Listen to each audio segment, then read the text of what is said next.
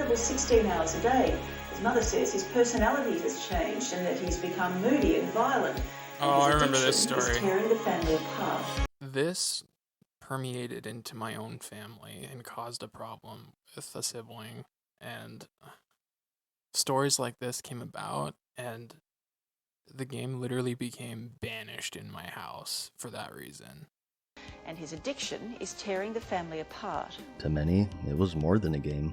It was a virtual life with the graphical interface. It attracted people from all walks of life and blended them together in the chaos of this online world. These videos would paint players in a much less flattering light, as many people would become so obsessed that they would shirk real-life responsibilities and fall out of contact with friends, quit work or school. The phrase World of Warcraft was coined, shedding light on the dark side of video game addiction, particularly that of... Hey, was that Asmongold? I'm sorry. Hello, and at the time of this recording, Merry Christmas. It's about time. I wear this sweater a lot, but now it's actually appropriate. It's been a while since MadSeasonShow has uploaded a video, like half a year. He stopped playing the game, but he seems to have created a 2-hour chronological events that led up to the rise and fall of WoW, I guess you could say. It's 2 hours. I might end up breaking it down depending on how this goes, because I haven't watched it yet. I'm very curious to see what he has to say. He's definitely a respected opinion of the community, certainly missed. We're gonna watch it through and see. Let's dive in.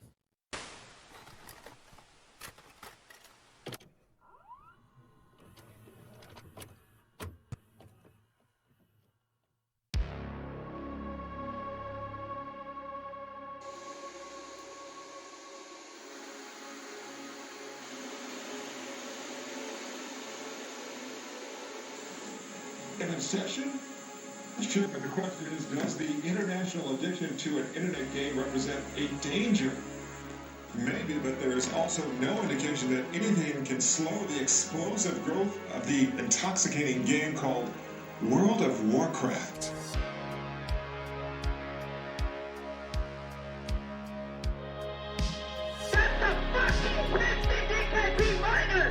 What the fuck was that shit? Oh, I love that meme. And by the way, you don't want to do that either. You think you do, but you don't. Goosebumps. You guys take care of us, man. Yeah, you guys really take care of us. All I can do is all day, every day.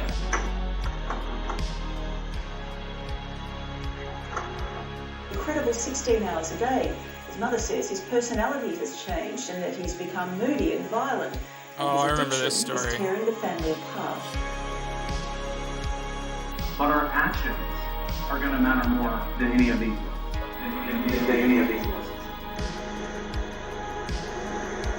All right, thumbs up. Let's do this. Oh my god, he just ran in. Stick to the plan.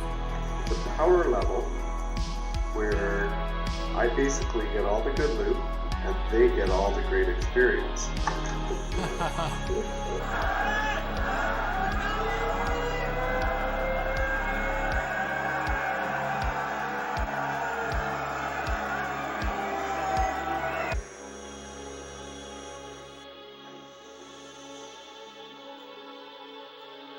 Wow. That was a fantastic intro.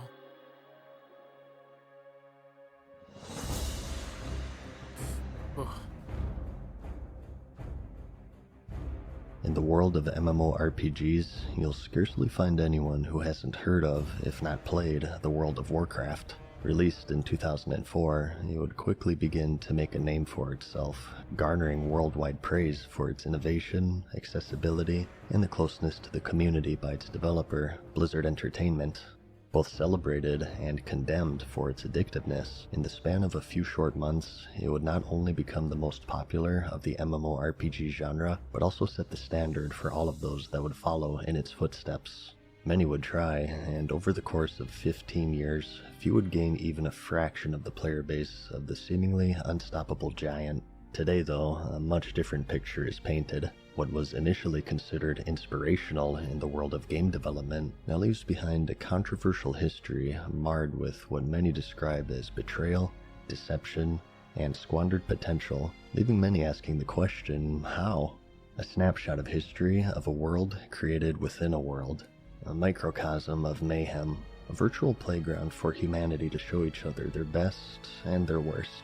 This is the story of Blizzard Entertainment and their iconic MMORPG, the World of Warcraft.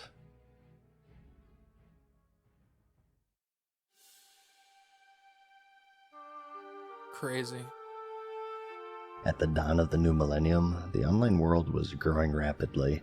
The intellect of man and the advancements of technology combined had bestowed upon the world the creation of the Internet by Al Gore. News of a new Star Wars movie was spreading, the storyboard for The Lord of the Rings, The Fellowship of the Ring had been completed, nerd culture was about to reach critical mass, and Bill Clinton did not have sexual relations with that woman.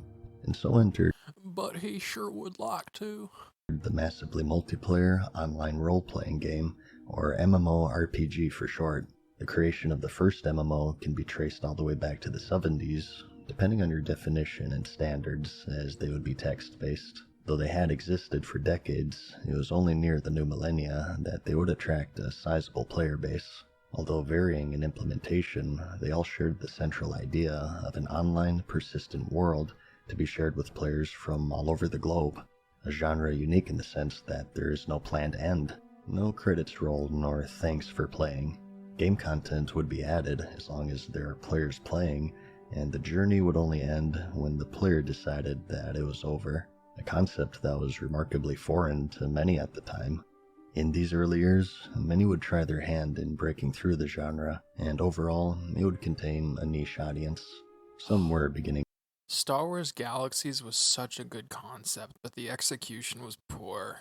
Man, the notion of me becoming a bounty hunter and chasing down actual bounties that were players, so cool as an idea, but To make a name for themselves, though, such as Origin Systems' leap into the online persistent world with Ultima Online, an isometric fantasy game memorable for its PvP combat in particular. Mythic Entertainment, who would later develop Warhammer Online, took their shot with the Dark Age of Camelot, a third-person take on Arthurian lore mixed with Norse mythology and high fantasy. Star Wars would make their debut into the world of MMOs with the 2003 release, the Star Wars Galaxies, an Sony MMO Online with a more heavy Entertainment. focus on community and sandbox gameplay. And most prolific at the time was EverQuest in 1999 by Verant Interactive and 989 Studios, decrowning the previously reigning champion, Ultima Online. Just 24 hours after launch, it would quickly become the most subscribed MMORPG at 10,000 subscribers. Yeah, really. 10,000 was the most subscribed MMORPG at the time.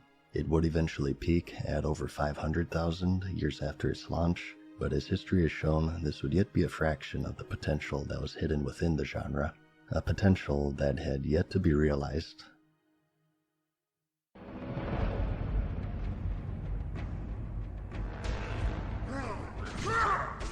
If there's anything that gives me goosebumps with the memories of World of Warcraft and its release, it's just how iconic the music is, and when you hear any track, you just have that sensory memory, nostalgic flashback to all the things you were doing at the time.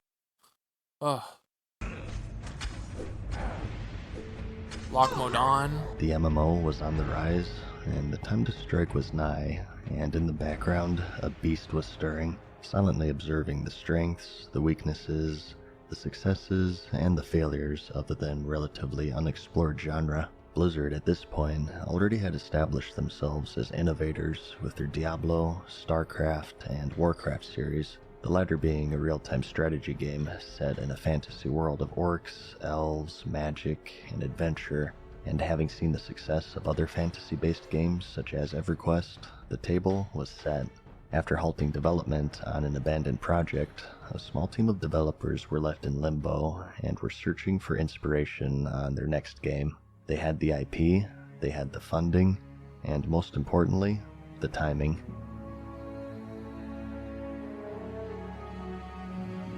September 2nd, 2001. Long before Blizzard was big enough to hold their own convention, they held a panel at London's European Computer Trade Show, and it was then that the public for the first time saw the world of Warcraft.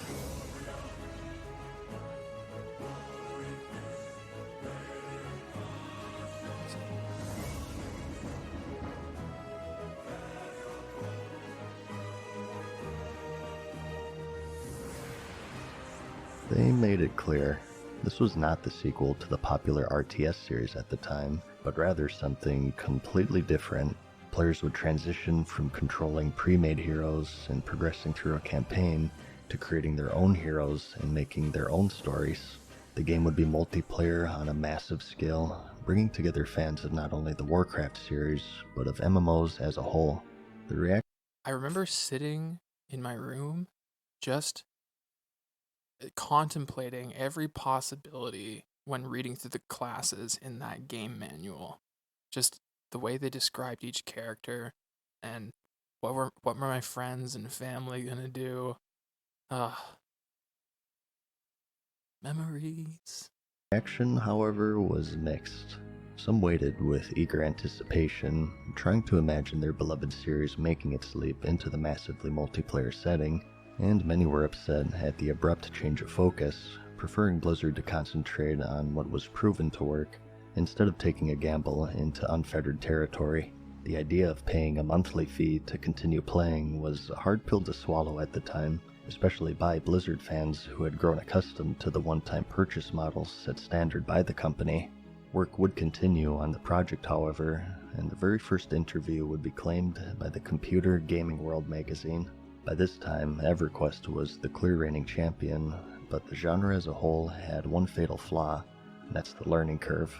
XP loss, gear loss, and even permanent character death were commonplace in nearly every game of the genre, and combined with the large time investment in playing, it cultivated a very niche and hardcore community, and the everyday casual player would quickly succumb to the intense difficulty and seek entertainment from other, more forgiving games. It was a genre with a focus on character progression, with death penalties centering around character regression and a steep learning curve to go along with it. However, this transitionary period would prove to be a key moment where players for the first time would leave single-player games that looked like this into this online sprawling world. They were incomparable to each other, and although it's funny to think now, it was an intimidating thing. The time investment was, and still is, incredibly high. You had to have a computer, you had to have a good enough graphics card to run it, you had to have internet, and you had to pay a subscription. The amount of hurdles standing between the average person and the game were already high, and combined with the unforgiving gameplay of the landmark titles representing the genre, it was just too much for the average person. But it was this person, this untapped market of new and casual players that Blizzard would set their sights on. World of Warcraft took a completely different style of approach.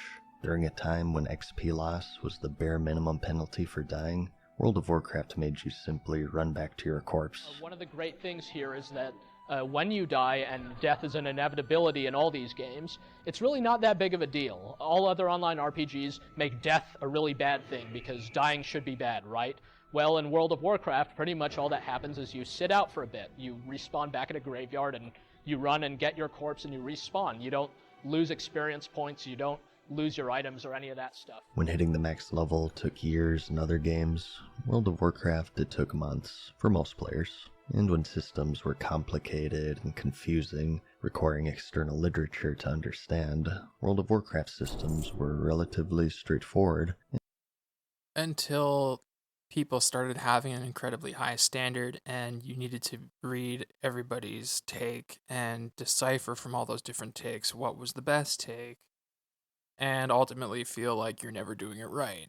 And when character stat and template choices were often permanent, World of Warcraft featured costly but reversible methods of character progression and customization. In other games, you had areas designed for large groups of high-level players, referred to as raids, but they were commonly out in the open world, which resulted in having to compete against one another for kill credit. Due to this, there was a greater sense of urgency to complete the raid in its entirety in one sitting before any other guild had the chance to catch up and bring unwanted competition. Marathon sessions of guilds setting up 24-hour shifts was a common strategy to maintain dominion of these raids, in many cases to the detriment of the health of the players. This Final Fantasy XI boss was engaged for 18 hours until players were forced to quit after they began to faint and vomit. Though this boss in particular was nerfed shortly after the incident, this was the state of the endgame for most MMOs in these early stages. However, World of Warcraft had been one of the first MMOs to standardize instanced raids, where players and guilds could create their own unique raid instances, resetting on a weekly basis. And as for the raid bosses themselves, although today seen as archaic and simplistic, at the time they were quite advanced. In a genre where raid bosses boiled down to having a unique name with a higher health pool and increased damage, World of Warcraft would add unique, and often at the time, complex mechanics that required teamwork and thought to overcome, which in turn would become one of the game's major selling points. The worlds had NPCs, but were commonly static, whereas the world of Azeroth felt more alive with dynamic NPCs going about their daily lives. Simply put, what it didn't invent, it improved.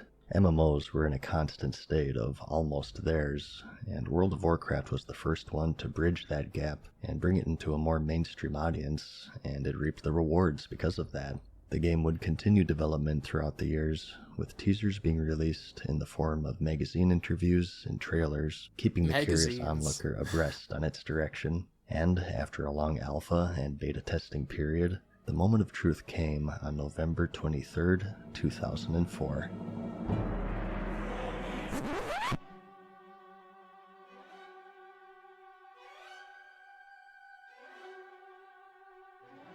Oh yeah.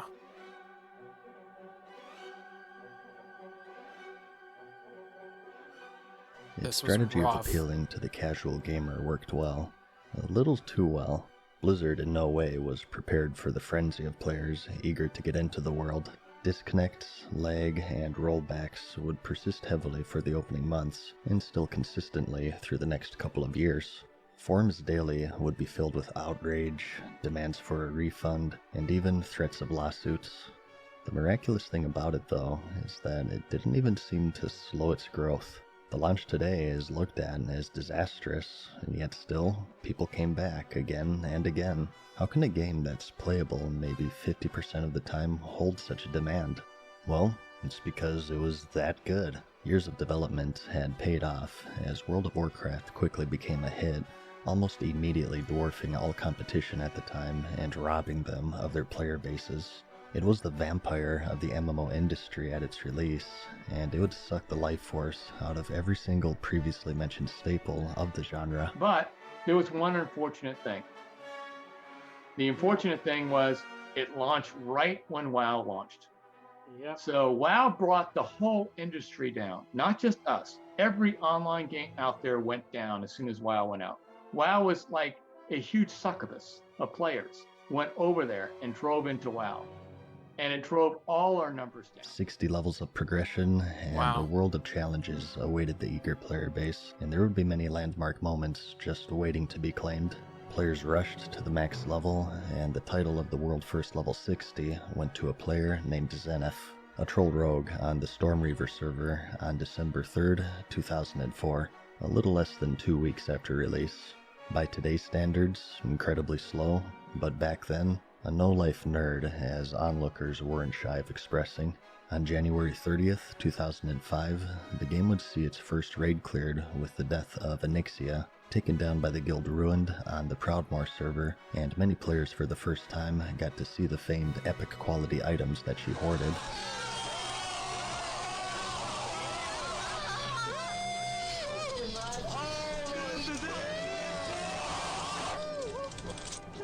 Blizzard would spend the following years perfecting their craft. As their subscriber base increased, so too did their budget, and more servers would quickly be added to support the booming player base. New patches would not only release new raid tiers, but also systems, items, and much more. And in May of the same year, the subscriber base would see its biggest surge for the next decade.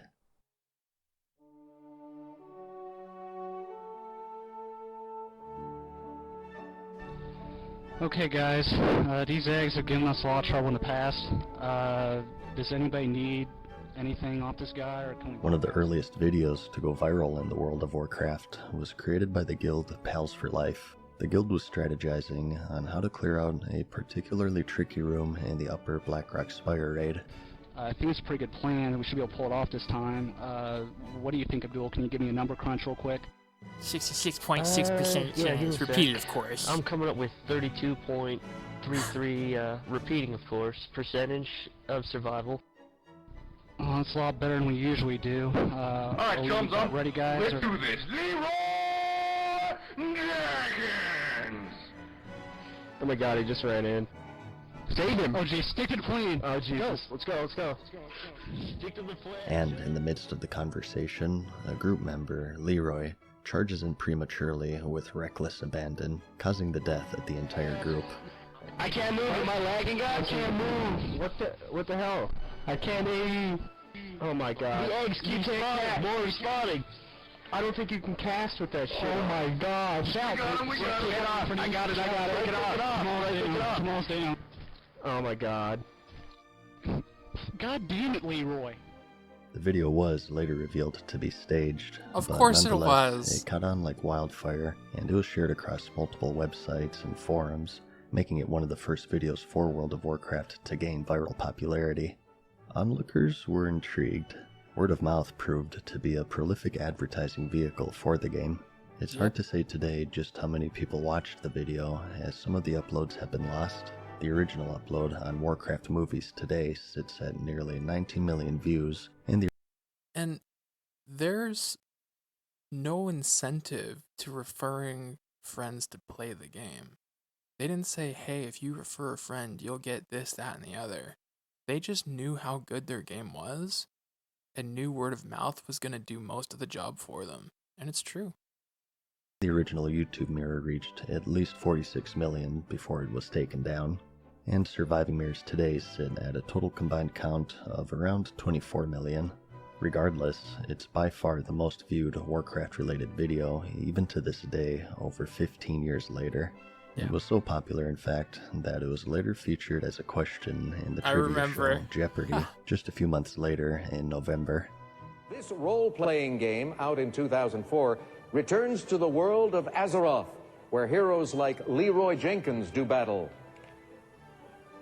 And that would be the world of Warcraft. Pathetic. Agreed.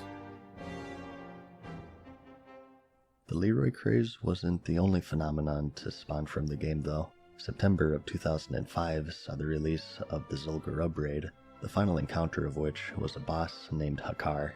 He had an ability called Corrupted Blood, which dealt some damage to a player, and if they were to stand too close to another, it would spread to that person. In a contained environment, it's just another raid mechanic. That is, until one player, intentionally or otherwise, managed to create a virtual pandemic that spread across every single server. The mechanic had one fatal flaw. By getting a pet companion afflicted with the disease and then dismissing it, it would persist when the pet is summoned once more. This person did just that, but in a crowded area, and spread the affliction to every nearby player and NPC. No and way. As long as there were living hosts, there was no escape. Entire I'd never heard about became this. Infected by the plague.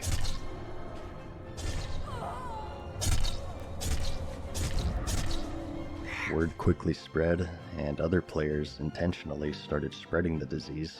Ironforge, Stormwind, Orgrimmar, every major capital city was How ironic that a disease debuff that spread like a disease. death hub, and was uninhabitable That's not irony, that's a coincidence, I apologize. by lower-level players. The spread would continue to go on for days, until Blizzard eventually hotfixed the disease, but the resulting chaos remains to this day to be one of the most memorable moments in the game's history, and has even been used in real-world research of the spread and reaction of contagious diseases. Yes, it's real easy to be an asshole behind a keyboard and get away with it. Shows just how well shit clings to the asshole. Example, Ashira and his band of dingleberries.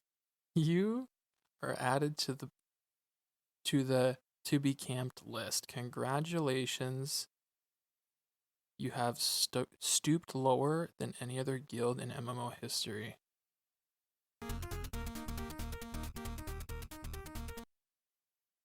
Also, that's Scatman in like 8-bit sound, which is great. You're fucking trash. You are not good enough to lick the dog shit from a beggar's boots, you fucking degenerate. Sore excuses for mentally retarded humans. I hope Ashira's dad dies of a heart attack. Then at the funeral, some guy runs in naked and pushes the coffin over and runs around slapping people and screaming LOL owned. Then releases a video of it. What did this dude do? Though there are many memorable landmark moments in the game's history, some are more controversial than others.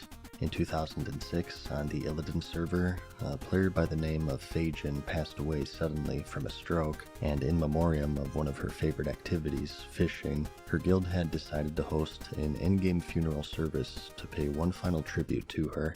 There were two problems though. It was publicly advertised on the Realm forums, and Illidan was a PvP server where players of the opposite faction could freely attack one another. A guild, Serenity Now, saw the thread, and they felt that they would join in to pay tribute, but in a very different way. Having snuck through a nearby tunnel leading into the zone, an entire raid team prepared to crash the funeral.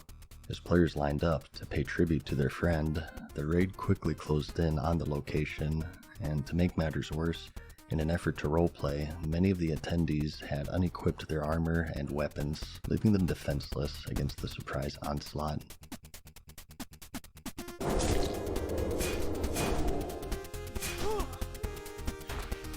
The funeral was quickly and easily dispatched. Serenity Now would become infamous on their server, and the crash still stands today as one of the most controversial in-game events in its entire history.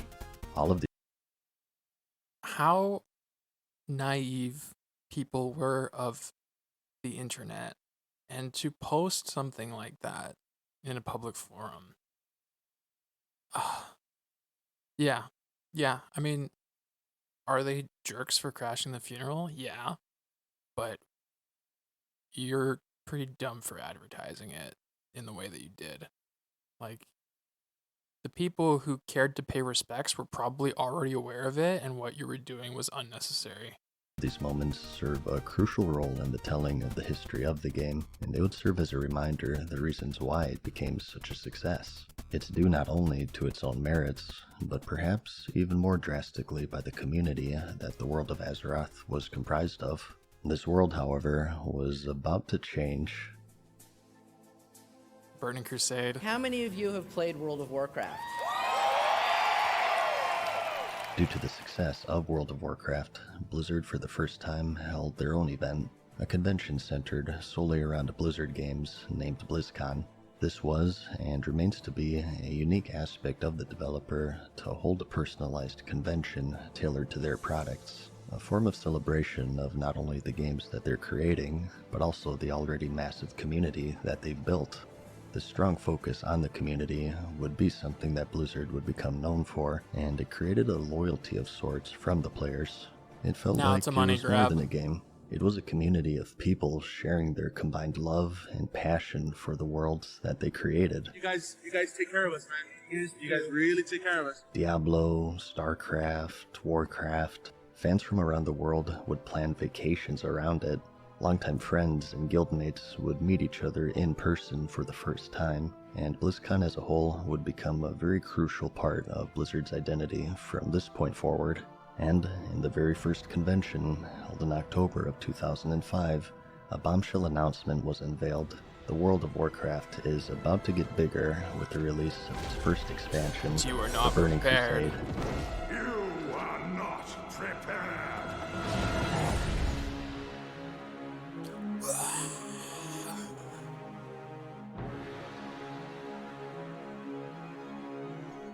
The expansion boasted what players had come to expect from the world of Warcraft and more.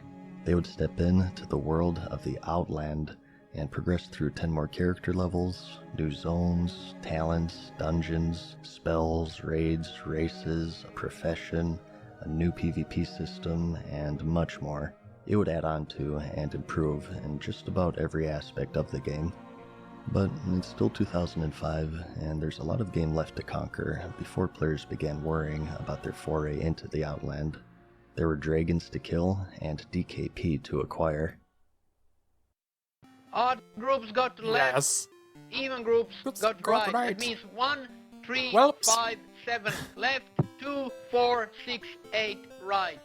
In the game, you had casual, hardcore, and everything in between, and there were some who took it even further beyond. No reason to lose the main tank, and I am blaming you, because I blame myself. I can fucking do it. Everyone can do it. Do it right. This is bullshit. Videos of a more serious or angry nature would start to spring up at this point. Those of raid leaders chewing out members for failing and properly performing the mechanics of a boss fight. Well, Crush him was fair and turret. who the fuck was that? Crush him! What the fuck? Whelps! Left side!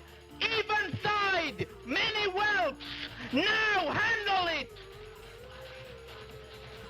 Fuck! The most prolific of which being Dives, the raid leader of the guild, Wipe Club. Onyxia at this point had been slain by numerous guilds, and after some unsuccessful attempts, one of the members decided to record what would later become one of the biggest meltdowns in history, the Onyxia wipe animation. That's a fucking 50 DKP minus! What the fuck was that shit? Much like Leroy, the animation would quickly become popular, and it highlighted the frustrating side of coordinating 40 people and clearing the challenging raids. Don't play like you're just fucking going through the motions. You'll get your goddamn loot eventually. God damn it!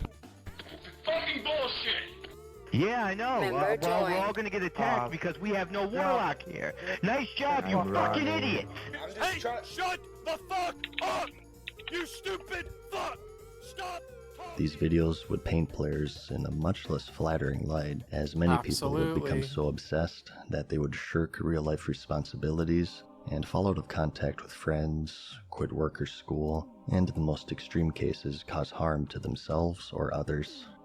In Korea of June of 2005, the 4-month-old child of a couple would suffocate when left unsupervised for several hours as the parents were playing World of Warcraft in an internet cafe.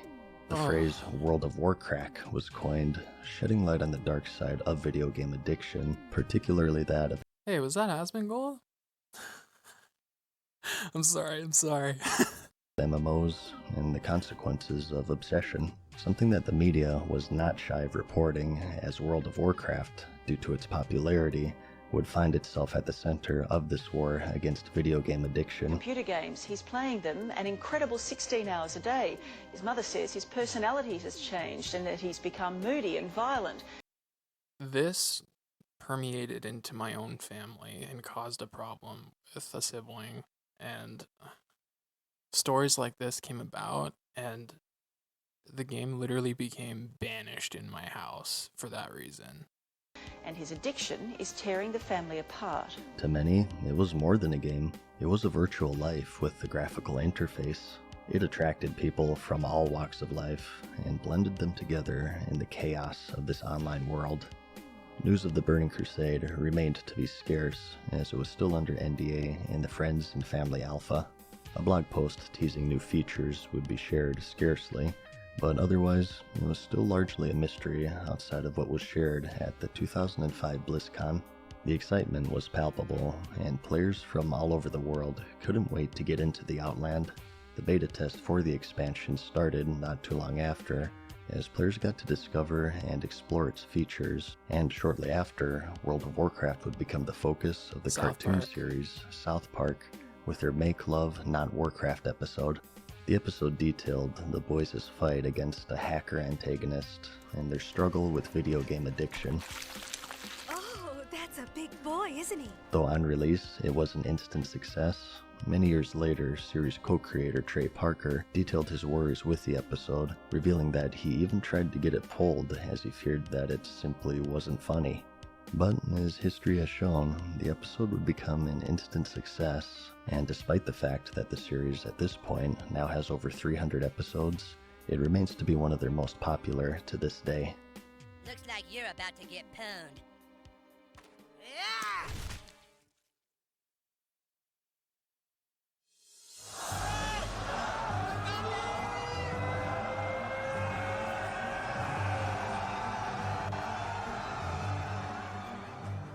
January 16th finally came, and it marked the beginning of a new era, the official end of vanilla World of Warcraft. People lined up outside of stores and tents in the freezing cold, launch parties were held, and the community was stronger than ever and pulled together with their one shared trait, their fear of women. Their collective love for the game. At this point, it had amassed roughly 8 million subscribers by the expansion's release, never once reporting a loss, and holding on to the lion's share of the market. In the background stirred some serious competition, however. Mythic Entertainment, who developed the Dark Age of Camelot, sought to compete against Blizzard with an MMORPG adaptation of the renowned Warhammer series. Due to its similar fantasy setting, holding orcs, magic, elves, and wizards, many thought it to be the direct competitor to World of Warcraft, and deemed it to be one of the first of many would-be WoW killers during the time. Another such game was The Age of Conan, the Hyborian Adventures, developed by Funcom, who is mostly known in the MMO community for Anarchy Online in 2001. Its selling points would be impeccable graphics at the time, and a new and fresh combat system in a dark and visceral world, featuring the fatality mechanic, where players could execute each other in brutal fashion, often described as the Mortal Kombat of MMORPGs. And The Lord of the Rings Online by Turbine was also in development, an MMO of one of the most celebrated franchises in nerd culture history, certainly posed as a serious threat to Blizzard at the time.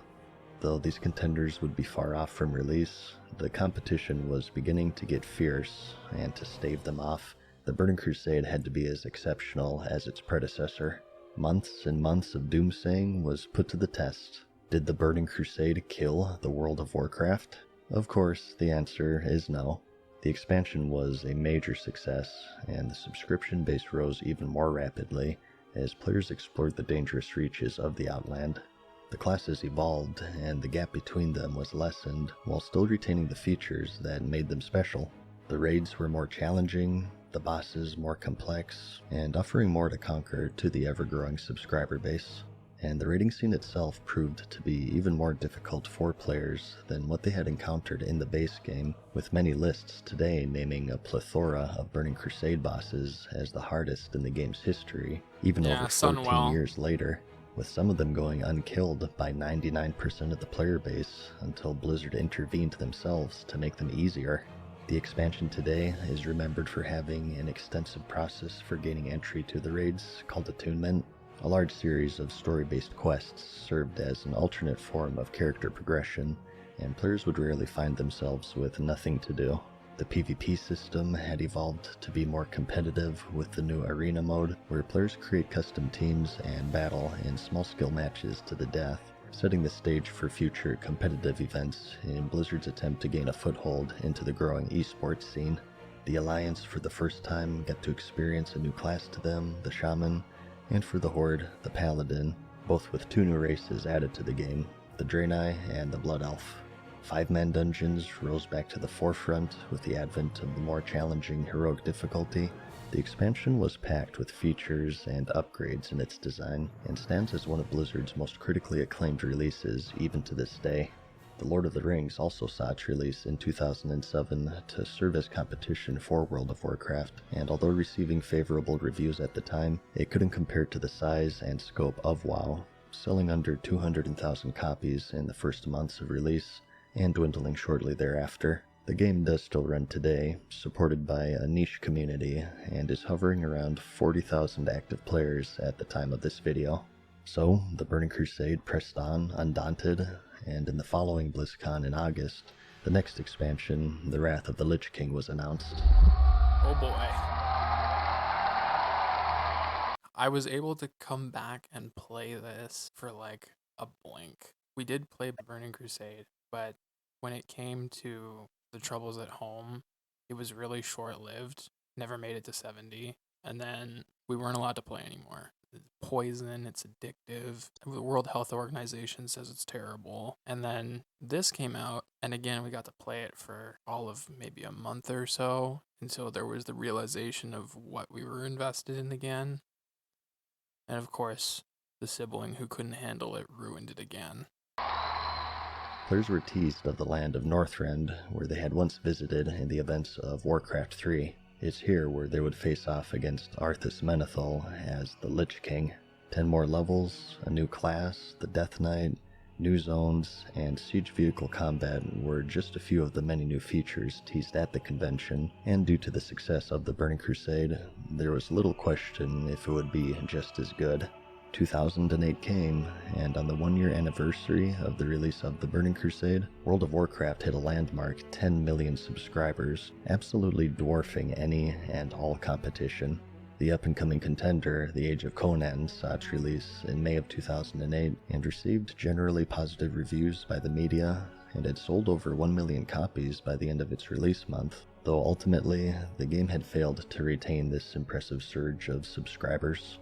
Although reviewers worldwide had praised the game, the player base condemned it as being unfinished and rushed, as subscriptions quickly declined, and just 1 year later, Funcom would perform a fatality on 31 out of its 42 servers. Much like The Lord of the Rings Online, the game still holds a dedicated yet niche following, by and large falling short of being the WoW killer that many predicted that it would be. Oh god. In July, in a bombshell announcement at the height of the game's popularity, the power of the dark side could be resisted no longer, as Blizzard's parent company, Vivendi, announced a merger with Activision. Already having gained a reputation for excessive monetization and driving franchises and developers to an early grave, many were dismayed at the news, fearing that the same would become true for their beloved franchises, including the World of Warcraft. And while it wasn't, it's still problematic, as we learn much later. Along with EA, they would gain the reputation of exploiting the player base to the fullest extent, and spearheads today one of the largest focus on cash shops and pay-to-win game design. And just 1 year later, in September of 2009, Activision Blizzard would release the paid faction change service, and 1 month after that, the paid race change service, along with in-game collectible pets. These services were seen by many as an affront on the integrity of the game, and although not terribly impactful by themselves, it was believed that they would serve as a gateway for more damaging paid services to be introduced later. In September of 2008, the release date for the Wrath of the Lich King expansion became set in stone for November of the same year. Just as it was back in 2006, the clock began ticking for players to finish their activities in the Burning Crusade before the content was made to be irrelevant, and due to the difficulty of the raiding scene in general, they had their hands full. There was quite a long drought between the final patch of the Burning Crusade and the launch of Wrath, nearly 8 months, but players didn't seem to mind due to the success and lingering challenge that the expansion had to offer. Those who thought otherwise, though, sought to fill in this void with the release of the highly anticipated Warhammer Online, which saw its release in September. But was it enough to succeed where The Lord of the Rings Online and Age of Conan failed? The game saw similar numbers to the Age of Conan, selling 1.2 million copies at launch and starting off with a solid subscriber base of 800,000 players. But similar to Funcom's debacle, it simply wasn't ready. Performance issues overshadowed what could have been a great experience, and players that have grown accustomed to World of Warcraft's finely tuned and polished combat system immediately noticed a lack of fluidity with its gameplay. Additionally, the game would suffer from major scandals, such as erroneously charging subscribers for years of game time in a single day, with some racking up charges and overdraft fees into the thousands. Similar to the Age of Conan, Warhammer failed to retain this early surge of players, and servers were shut down, and the subscriber base dropped even lower than that of their 2001 MMO, The Dark Age of Camelot. The game officially shut down in 2013, but many deemed it to be truly dead just 1 year after its release.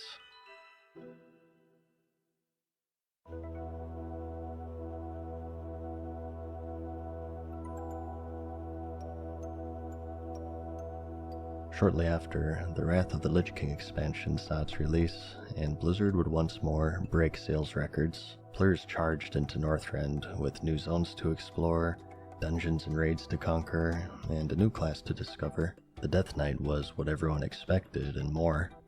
A lot more. OP. Way too much, in fact, as many saw them to be far too powerful on release. They would later be tuned down in upcoming patches. Replayability was amplified as the achievement system was implemented, and players could collect points, titles, mounts, and more through this new feature aimed towards completionists. It would receive positive reviews of its many new features and improvements, and the subscriptions continued their upward trend, eventually peaking at 12 million. Just as with the Burning Crusade, it seemed to be unstoppable, though it would be where the first sign of weakness showed. Through the numbers that have been made public, there wasn't a single moment where Wrath had lost subscriptions between reports, but it was also the first expansion where they had stopped gaining subscribers, as they hovered around 11 to 12 million throughout the course of the expansion, and as shown, it wasn't due to any of these would-be WoW killers. In August of the same year, the raiding scene expanded in a big way as the third raid tier for the expansion, the Trial of the Crusader, would release with the heroic difficulty setting. Previously, if players saw an extra challenge with the encounters, they could impose boss-specific hurdles or restrictions upon themselves for bonus loot, achievements, and bragging rights. Players would now instead toggle this optional difficulty setting before entering the raid, and every boss within would deal more damage, take more damage, and gain extra mechanics in exchange for better quality loot. This, along with the Mythic raiding mode to be introduced later, would become a landmark change in the core design of the game, aimed to increase accessibility by greatly lowering the base normal difficulty and funneling those seeking a greater challenge into this optional difficulty setting.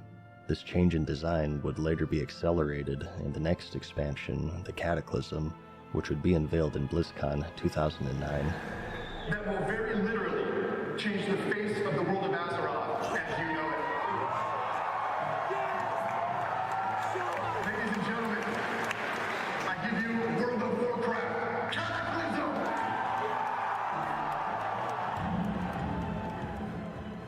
The world of Azeroth was about to change for good, as the entire old world was deemed to be outdated by 2009 standards. This expansion's villain, Deathwing, would ravage the Eastern Kingdoms in Kalimdor, reshaping them visually and mechanically by reworking each quest. Players would be able to explore all of these changes from the comfort of their flying mounts, which were now enabled in the old world. Two new races, the Worgen for the Alliance and the Goblin for the Horde, would also make their debut, as well as a reworked talent system. The game was to go over its biggest makeover to date, and whether it was for the better or worse was yet to be seen. December marked the month of another hallmark feature being added to the game, the Dungeon Finder. No longer did players have to travel the world to run to their favorite dungeons, as this tool matchmaked them together and teleported the party directly to the entrance. At the time, this feature was received with overwhelmingly positive feedback and a welcome quality of life improvement. Though restricted to players only on their server at the time of its launch, it would later be opened up to other servers, which had the unintended side effect of alienating the community from each other. Previously, having to Everything that people loved about the social aspect that drove so much of the player base to want to be a part of the World of Warcraft was entirely removed by cross-realm group finding. Manually form groups had served as a critical and natural way for players to meet one another and make friends, and they would soon learn the downsides of automating the process. By handling the formation of the group automatically, social interaction was replaced with convenience, and the social aspect critical to MMO gameplay suffered as a result.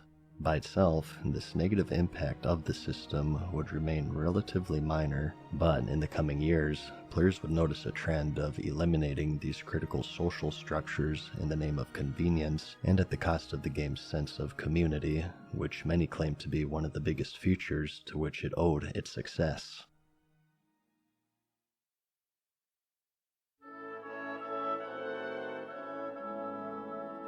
Oh no.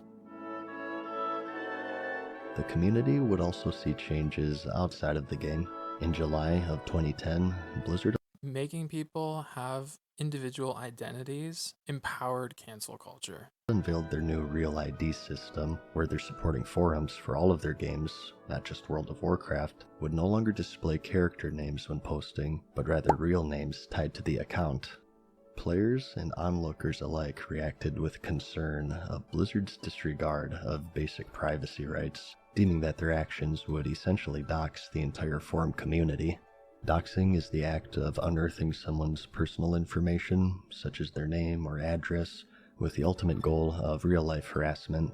Today, the advent of swatting shows the repercussions of those whose personal information was leaked.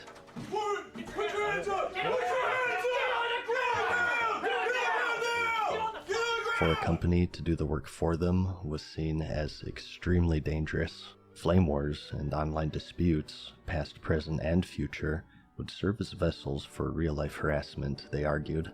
They stated that the reason for the change was to cut down on forum trolling, their logic being that if someone's real name was tied to their post, they'd think more carefully about how they treat others, and that, quote, removing the veil of anonymity typical to online dialogue will contribute to a more positive forum environment and connect the Blizzard community in ways that they haven't been connected before. Another community manager put it to the test, and in an effort to quell the players' fear, he posted his real-life name. Within 1 day, players found and published his address, phone number, age, and took to placing false pizza orders in his name, and even placed death threats, connecting him with the community in ways that he's never been connected before. Shortly after, the co-founder of Blizzard, Mike Morhaime, stepped in and announced that they had rescinded their plans of publishing the players' real names. In October, Blizzard pinned down a release date for the Cataclysm expansion, December 7th of the same year, and despite the controversy, the game in October would reach its peak subscriber count of 12 million. The holidays came, and the Day of Reckoning was at hand, and the world of Warcraft would suffer Cataclysm in more ways than one. In addition to the retuned Old World, the talent system would also see an overhaul, altering the traditional freeform 3-tree talent system into specializations. Players would be forced to pick just one, and lose access to many spells iconic to the other two. The trees as a whole would also be simplified, and the amount of points to invest reduced. Class and item balance in general would also be at the forefront of changes in the expansion, mostly through the form of removal. Spell ranks were removed, and all abilities now just had one rank that scaled with your level, and were trained automatically, and much more. The Cataclysm expansion is seen by many to mark the point when the RPG and MMORPG was made to be lowercase, as it transformed into a much simpler version of an already straightforward game. As World of Warcraft strayed further and further away from its social and RPG roots, a community of private server players would grow larger and larger with each expansion. Independent groups took to hosting past versions of the game, the most prolific of which being of its original state, referred to as vanilla.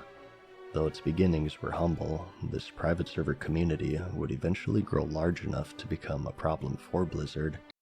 And then all the cease and desists and friggin' lawsuits, and people just want to enjoy the game. They would find themselves embroiled in legal battles to protect their IP from infringement, and would eventually influence a major developed project many years later. Regardless, they showed once more that they had no difficulty in selling expansions, as once again, they broke their own sales record with Cataclysm, selling a staggering 3.3 million copies on release day. But unlike the previous expansions, they had not seen an overall increase in... If I had to speculate on that, I would attribute it to the sunk cost fallacy, where you've already had people in quite a vice grip for the last 3 expansions. Why wouldn't they buy the next expansion? They're just going to stop playing the game because you make a few things they don't like? They want to spend time with their friends. Subscribers post-release, instead remaining steady at the 12 million mark it had been stuck at since the beginning of 2009, and for the first time since its inception in 2004, the World of Warcraft would see a loss in reported subscribers. In fact, Cataclysm would fail to gain subscribers in a single reported quarter in its near 2-year run, discounting the release of the next expansion, The Mists of Pandora, which would be announced in October. Pandas.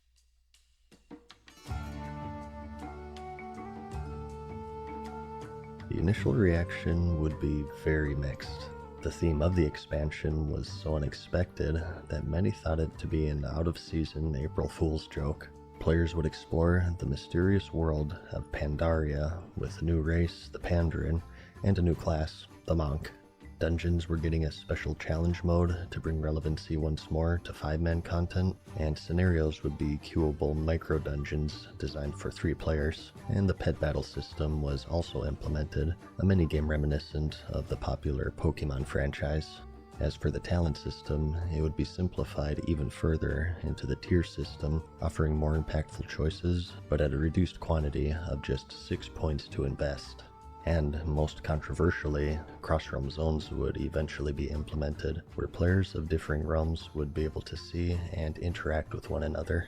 Due to the falling subscriber base brought on by the Cataclysm, there were far too many servers running for the dwindling player base, and as a result, the worlds were starting to become barren. By grouping servers together, Blizzard aimed once more to breathe life into the world of Azeroth. While many looked at the expansion as something new and fresh, many more would be immediately turned off by its aesthetics, and due to the downward trend in subscriptions, skepticism if it would be a success was at an all-time high. This was still far into the future though, and the current focus remained to be Cataclysm, which at this point was still steadily losing subscribers. In November, along with the final raid, Dragon Soul, the LFR system would see its release. Similar to the Dungeon Finder released in the Wrath of the Lich King expansion, this would allow players to matchmake with others in a queue-based raiding mode, doubling down on their design of trading away critical social and RPG functions for the sake of convenience and accessibility.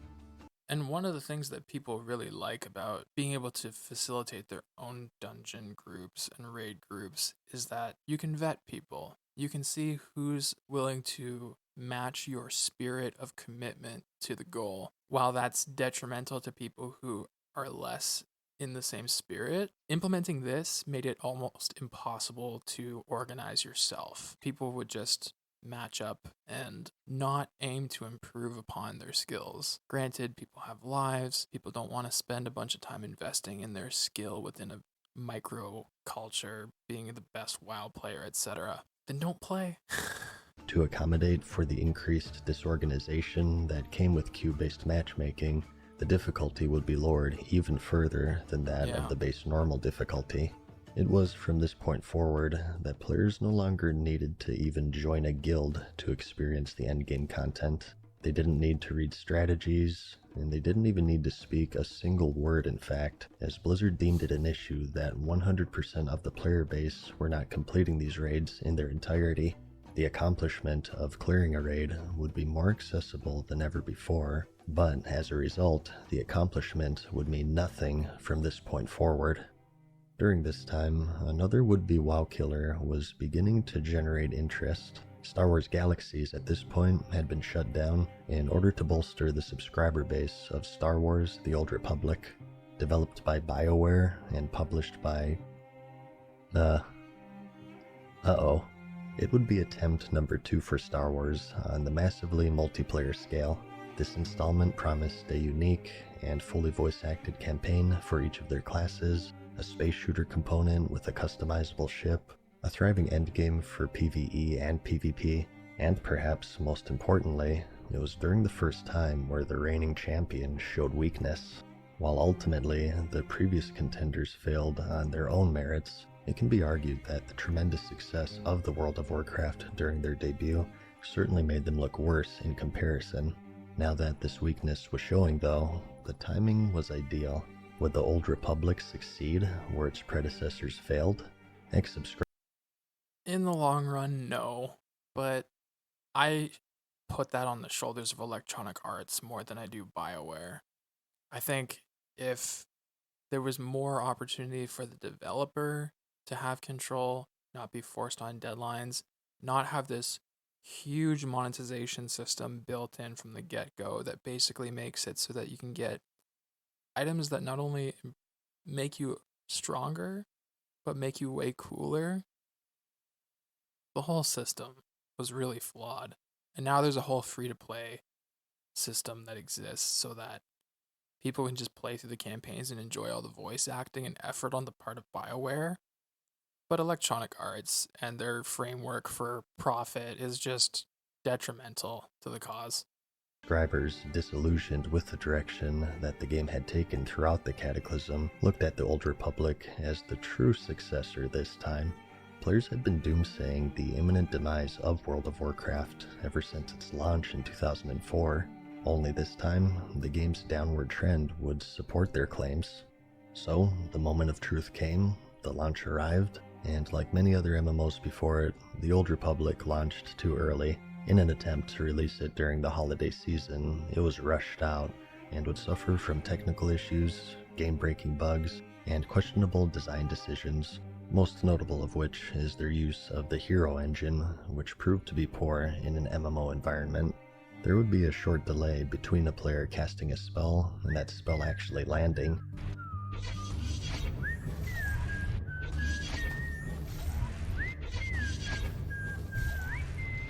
An issue they attempted to rectify by tying an animation for each ability to make it seem more natural. As a result, though, the combat felt very sluggish and awkward, and those used to the crisp and smooth nature of the World of Warcraft's combat system noticed a huge and immediate downgrade in quality.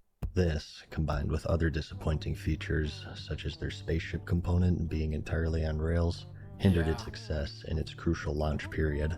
The game had sold over 2 million copies and held 1.7 million subscribers, which was around a sixth of the World of Warcraft subscriptions at the time, the closest that any recent MMO came to rivaling WoW's popularity since its launch in 2004.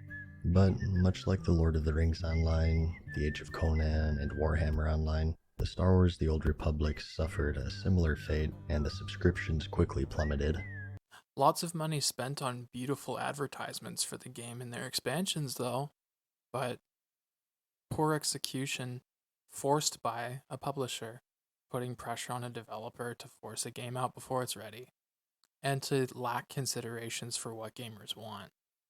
Disappointing as a huge Star Wars fan. Not even 8 months later, it would convert to the free-to-play model, often seen as the death sentence of MMOs. Today, the game holds a total of 5 servers, once again coming nowhere near being the WoW killer it was predicted to be. You were the chosen one! It was said that you would destroy them! World of Warcraft. Not join them!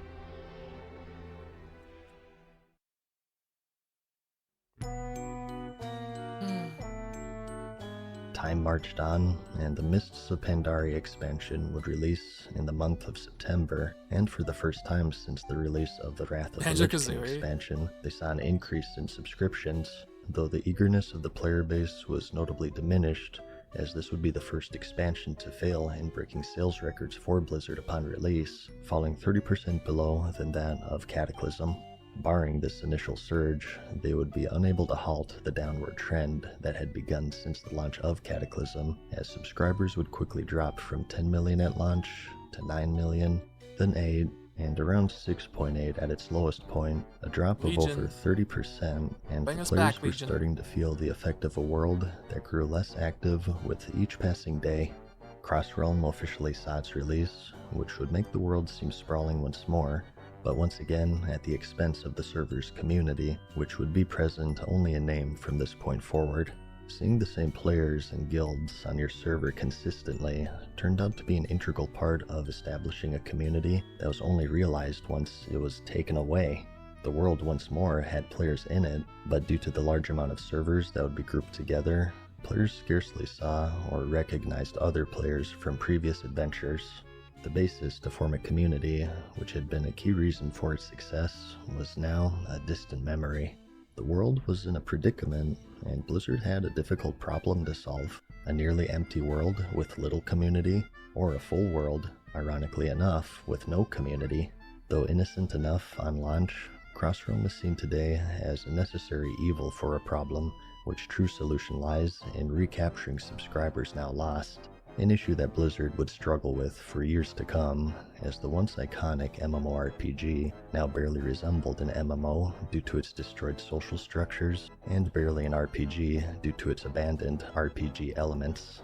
which would be taken a step further in March of 2013 as the game saw another major change with its first instance of forged loot. Released with the Throne of Thunder raid, loot had the potential to have an increased quality regardless of the difficulty at which the players defeated the bosses. Having previously lost longevity in the raiding scene through the reduced base difficulty, they had hoped to regain it via randomized loot.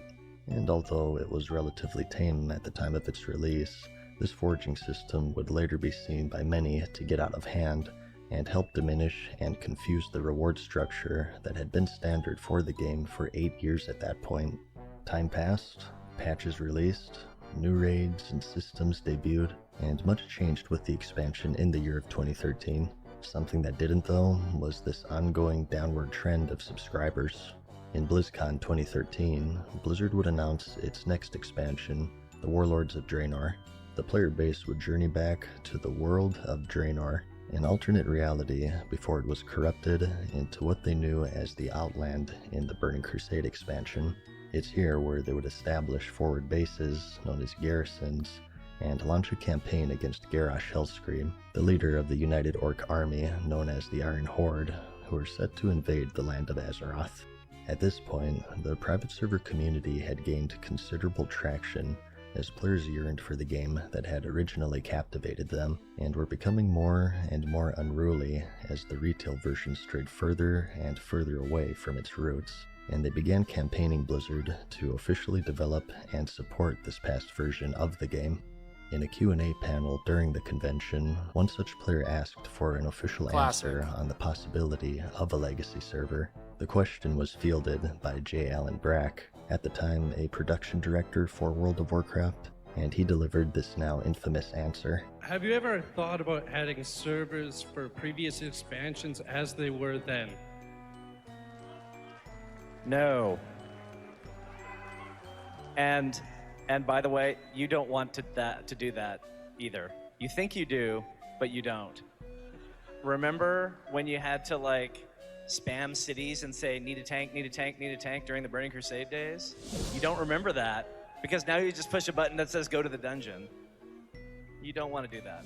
Though the quote would draw immediate ire of the legacy community, it would prove to be an integral moment in its development, serving as a rallying cry of sorts and bringing more and more attention on the possibilities of developing such a version of the game. The answer was seen as dismissive and out of touch, especially considering the fact that private servers at this point had grown to new levels of popularity. And with this dismissive answer, the questions started turning into demands and discussion of its viability or not, and served to fan the flames of a community becoming increasingly disillusioned of the World of Warcraft and Blizzard in their current state.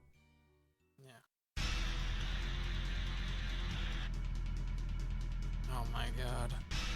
As the players were leaving, Blizzard had sought to recover financially through an increased focus and impact of their cash shop, and against all assurances previously made shortly after their merger with Activision, they would finally turn the corner in December of 2013 and officially implemented the cash shop in-game, and along with it came the most impactful service to date, the level boost. Leveling was now skippable, as players could pay $60 to immediately be fast-tracked to the maximum level and jump right into the endgame. By and large, the most impactful paid service at that point. What was at one point seen as a cornerstone of MMO design was now skippable through an officially endorsed service. The consequence and investment of picking a class, investing time into it, leveling it, and learning it were thrown away, sacrificed like many other features for convenience, accessibility, and short-term financial profitability. Let's not kid ourselves. Gain, further damaging its already crippled RPG design. The backlash was immediate, but little did players know, it was just the beginning, and the standards of paid advantage in the game would sink lower and lower in the coming years. Time passed, and two things remained constant: a decrease in subscriber count and stagnation.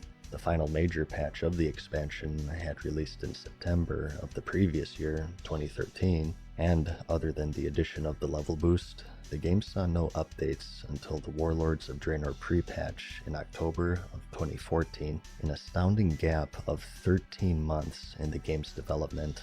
This had marked the longest drought yet, and subscribers fled the game in record numbers, as the Mists of Pandora failed to retain the migrating player base.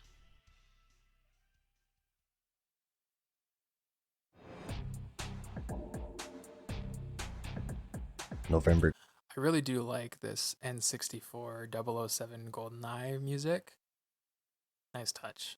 Came, and with it, the launch of the Warlords of Draenor expansion. Despite the game's troubles, a combination of marketing and hype led to a rather successful expansion launch sales-wise. Over 3.3 million players had expansions in hand, ready to step through the Dark Portal for a second time, and subscriptions skyrocketed to 10.5 million, the highest it had been since the launch of the Mists of Pandora, and it holds the record of the largest surge in subscribers for expansion launches. Though unfortunately for Blizzard, history would repeat itself in more ways than one, as once again they had failed to retain this boon as problems soon arose after launch. Oh, that's nice.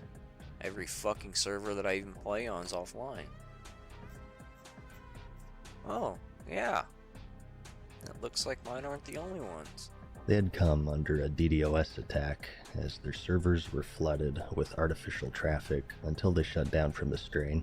This would go on for several days as law enforcement investigated into the matter. Meanwhile, though, players would become increasingly frustrated as the game remained to be mostly unplayable. The culprits I wasn't playing, but this were was stopped, huge news. But the damage had been done, and the game experienced its worst launch since its initial release in 2004. What's more, once the issue subsided, players were met with what is now widely considered to be one of the worst expansions in the game's history.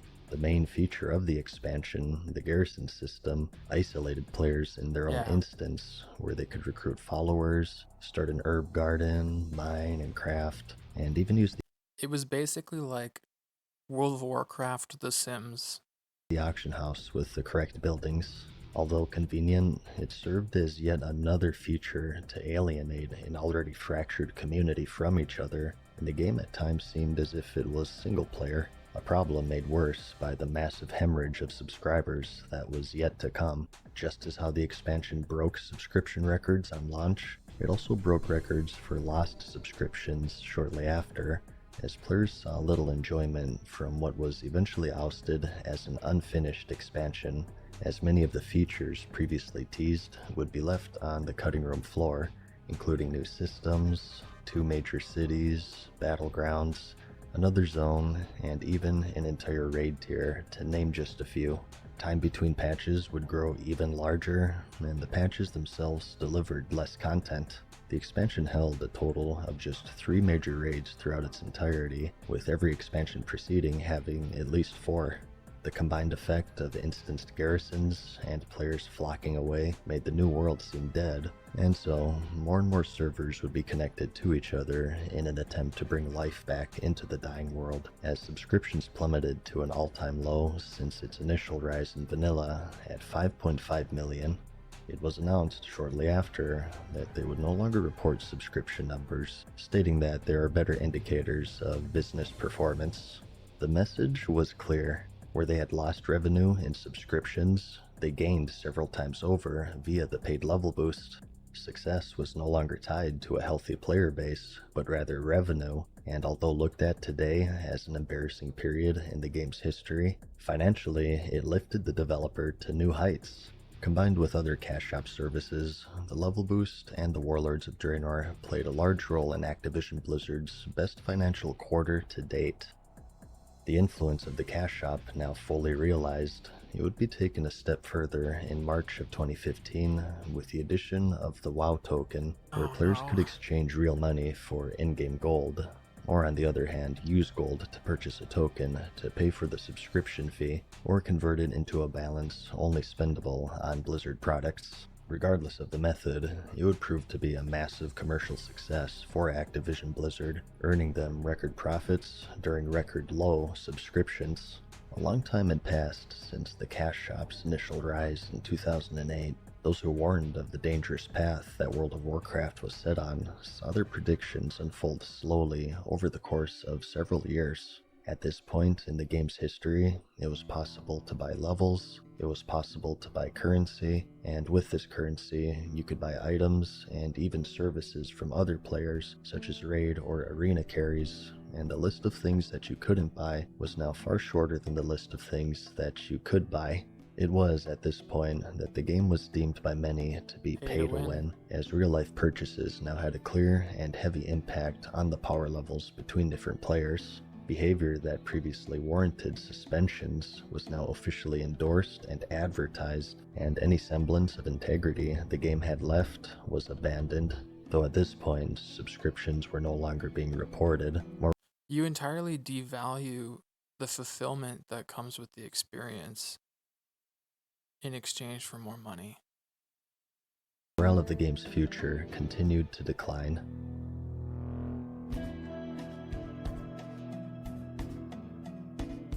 In August of the same year, at the Gamescom convention, the next expansion, Legion, would be announced. The long-lost Broken Isles were discovered, and the Orc Warlock Gul'dan unleashed a second Burning Crusade upon Azeroth. It would feature a new class, the Demon Hunter, among many supporting systems such as powerful and unique artifact weapons that players could obtain and level up as an additional form of character progression. Each class would have a story-driven Order Hall campaign questline. A new legendary system would be added, where for most activities in the game, players had a small chance to obtain powerful legendary items to further enhance their characters. Daily quest hubs would be replaced with world quests, offering a greater variety in daily activities, which had become standard for several years, and the Mythic Plus system, an infinitely scaling timed challenge mode to bring dungeons back once more as a focus of endgame content. After the Warlords of Draenor, the confidence of the players was at an all-time low, and many would hope that Legion would be the expansion to redeem it. Although subscription numbers were no longer being reported, it had tied the release day sales records set by Cataclysm several years prior, selling a total of 3.3 million copies on release. Quarterly investor reports would also provide promising data on the overall reception of the Legion expansion, suggesting higher playtime per player. Mostly due to the success of its major features, the expansion as a whole proved to be a much-needed recovery. The Order Halls, being public locations that players shared, served as a base of operations and, unlike the previous garrison system, didn't harm its own social aspect. World quests, compared to the old daily hubs, offered much-needed variety in players' daily activities, and Mythic Plus saw high activity as players enjoyed the timed, ever-increasing challenge that they provided. Most of its features were received well, and with a solid rating scene to support it, it's generally looked back at favorably by even the most embittered fans, with its criticisms primarily being drawn from its reward structure. The legendaries, due to their low drop chance and high impact on gameplay, would be a source of frustration, so much so that they would receive a rehaul late into the expansion where players could purchase specific pieces with a new currency. And similarly, the forging system also contributed to this atmosphere of luck by holding too much power in character progression. At this point, it was called Titan Forging, which had a much larger eye-level range compared to the more tame Thunder Forging first introduced in Pandora. Items could roll up to 60 eye levels higher than that of their base, which made it possible to obtain mythic rating quality gear from even the most mundane activities. World of Warcraft and MMOs in general already have a high amount of luck tied to progression, but this added layer of needing the right piece to drop, and for that piece to Titan Forge, shifted the reward structure further from time investment to blind luck, and combined with the legendary system, many players would liken the expansion to a slot machine. Though overall, Legion would be received quite well, it was met with troubling news from within. Senior Vice President of Story and Franchise Development, Chris Metzen, who had been with the company for 23 years at that point, had announced his retirement, citing burnout, panic attacks, and the desire to spend more time with his family as the primary reasons for the decision. Probably due to top-down pressure from the publisher. What a casual. Having been one of the most public-facing figures and a primary visionary for the World of Warcraft and the characters who inhabited it, it was seen as a tremendous loss, with fans and co-workers alike commenting on his influence on the franchise. Along with this newfound growth of Legion, the private server community had also been thriving, and in 2016, it was larger than it had ever been at that point, with most congregating to a server named Nostalrius. Good lord. So many goddamn people. This is literally, the server's been up for about 10 minutes and people are just entering, and this is the scene. The server had been hosting over 130,000 active players worldwide, an impressive feat for a game that users had to seek out on their own. Their success proved to be their downfall, however, as in April of 2016, Blizzard had sent cease and desist letters for those responsible for running the server, threatening legal action if they refused to shut it down. I personally had a private investigator hired to track me down by a legal firm that represents Blizzard. He called numerous people in my life, including my employer, my owner of my company, to confirm information about me so he could serve me papers at 10 p.m. on a Wednesday night, slamming and knocking on the door, freaking the crap out of my wife, and waking up my baby daughter in the next room. They would comply shortly after, as tens of thousands of players logged in one last time to say farewell to the community that they had built.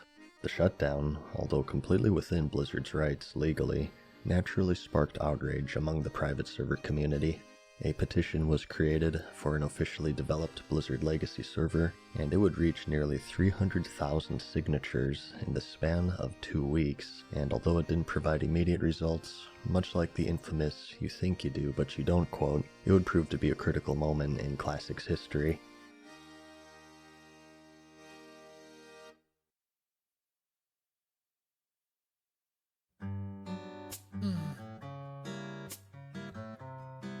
The next expansion would be revealed at BlizzCon 2017, and players learned of the battle for Azeroth.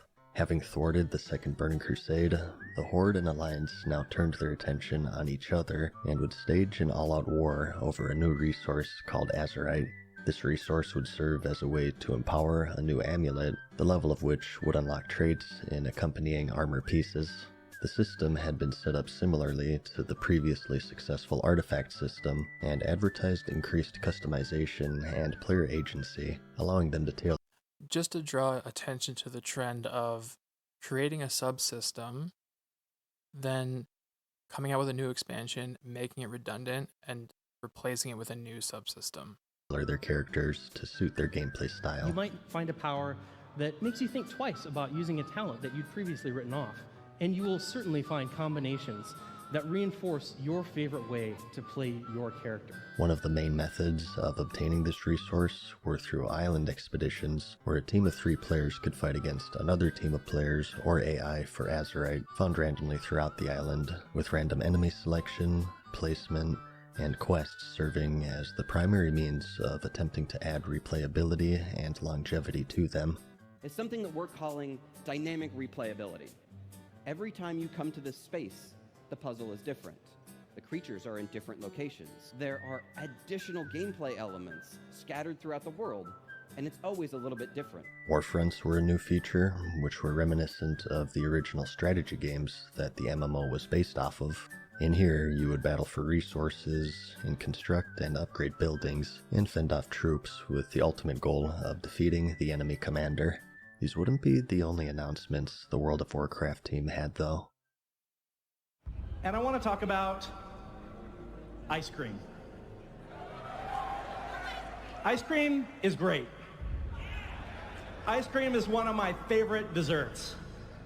Personally, I love chocolate, and I love cookies and cream. Cookies and cream is actually my all-time favorite dessert. But I understand that for some of you, your favorite flavor is vanilla. Though for years they had claimed a re-release of previous versions of the game was impossible, World of Warcraft Classic would be unveiled. combining the updated Legion client with old data discovered on a backup of a backup held onto by an ex-employee. A small team dedicated their efforts in providing a home for the ever-growing population of vanilla fans in place of the one that they had not so long ago taken away. Details of development would follow shortly after, with a philosophy of changing as little of the game as possible in an effort to most accurately recreate the experience as it was from 2004 to No change, 2007, Andes. including a phasing schedule to match roughly the original release schedule, and as requested by the player base, the absence of many features such as the dungeon finder, looking for raid mode, and the endgame cash shop, to name just a few. Combined with Legion's recent success, the outlook of the game was looking more promising than ever before. The Battle for Azeroth soon saw its release in August of 2018, selling 3.4 million copies on its first day, breaking the record initially set by Cataclysm in 2010. However, when the honeymoon phase ended, the faults of the expansion started to become clear. The Azerite armor system, which was said to hold major traits that altered how classes played, instead were a series of incidental procs that rarely did anything other than increase damage done, healing throughput, and damage mitigation, with some being just base stat increases. You might find a power that makes you think twice about using a talent that you'd previously written off, and you will certainly find combinations that reinforce your favorite way to play your character. Not at all as gameplay altering as advertised.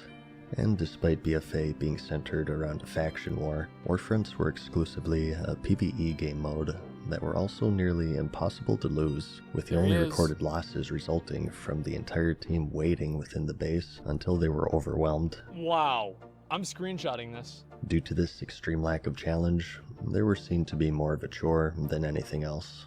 And as for island expeditions, players saw little replayability in the randomized selection of enemies, and behind the bells and whistles was a simple and repetitive truth. Rush to get the required amount of Azerite before the enemy team does, and as a result, the game mode would become very repetitive very quickly. The story would also come under heavy criticism. The whole expansion would have a heavy focus on Sylvanas Windrunner, the leader of the Forsaken of the Horde, and throughout BFA's 2-year run, she would face many major lore characters and even entire armies, outwitting them at every turn or dispatching them with ease in combat. Capitalizing on a particular character in lore for Coomers.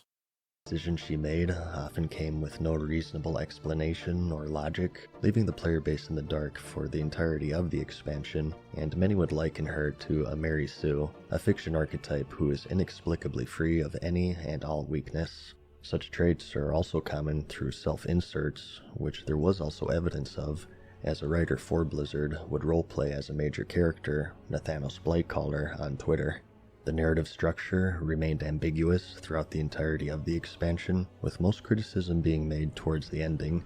As was custom with the final boss of an expansion since the Wrath of the Lich King, players were treated with a finale cutscene. They would typically run a few minutes and were fully voice-acted animation presentations. Is it over? At long last. No king rules forever, my son. Though for the Battle for Azeroth, the old god N'Zoth would be the finale, with years of anticipation building up as his existence was referenced several times up to the final patch of the expansion. And where players expected a similar voice-acted dialogue between the major lore characters and their thoughts on defeating a god, they were instead met with the same footage I just droned over in a monotone manner. The feedback was immediate and clear, and shortly after its premiere, the video would be unlisted as Blizzard tried to hide the blundered finish to a blunder of an expansion. Come on guys, let's go play video games. Oh, come on, games here. The initial wave of excitement quickly soured as all 3 major systems of the expansion fell short of their goals. They would later be addressed in major patches, though players would have to wait nearly a year following their initial release. In response, monthly active users would start taking a dive, and in an attempt to bolster engagement metrics, the expansion would aim to rely on what many described to be an excessive amount of activities designed around daily and weekly timers. By the end of the expansion's lifespan, This would be the full list. Many would comment that the entire game at this point had devolved into a list of chores that she had a limited amount of time to complete, aimed to keep players in a gerbil-like routine of going down a checklist for their daily session. Instead of feeling rewarded for their playtime and dedication, many would feel punished for missing sessions and question their reasons for playing to begin with. Yeah. And just 2 months after release, Blizzard would suffer another devastating departure, as co-founder Mike Morhaime announced that he was stepping down as company president, promoting then executive producer J. Allen Brack to take his place. More troubling still, these people weren't quitting game development, they were quitting Blizzard. Later, in 2020, Morhaime would announce a new company, Dreamhaven, and under its umbrella were 2 studios, Moonshot Games and Secret Door, of which many former members of Blizzard would be employed. In its announcement, they would stress that the goal of the company would be to prioritize product quality and player experience over short-term financial pressures.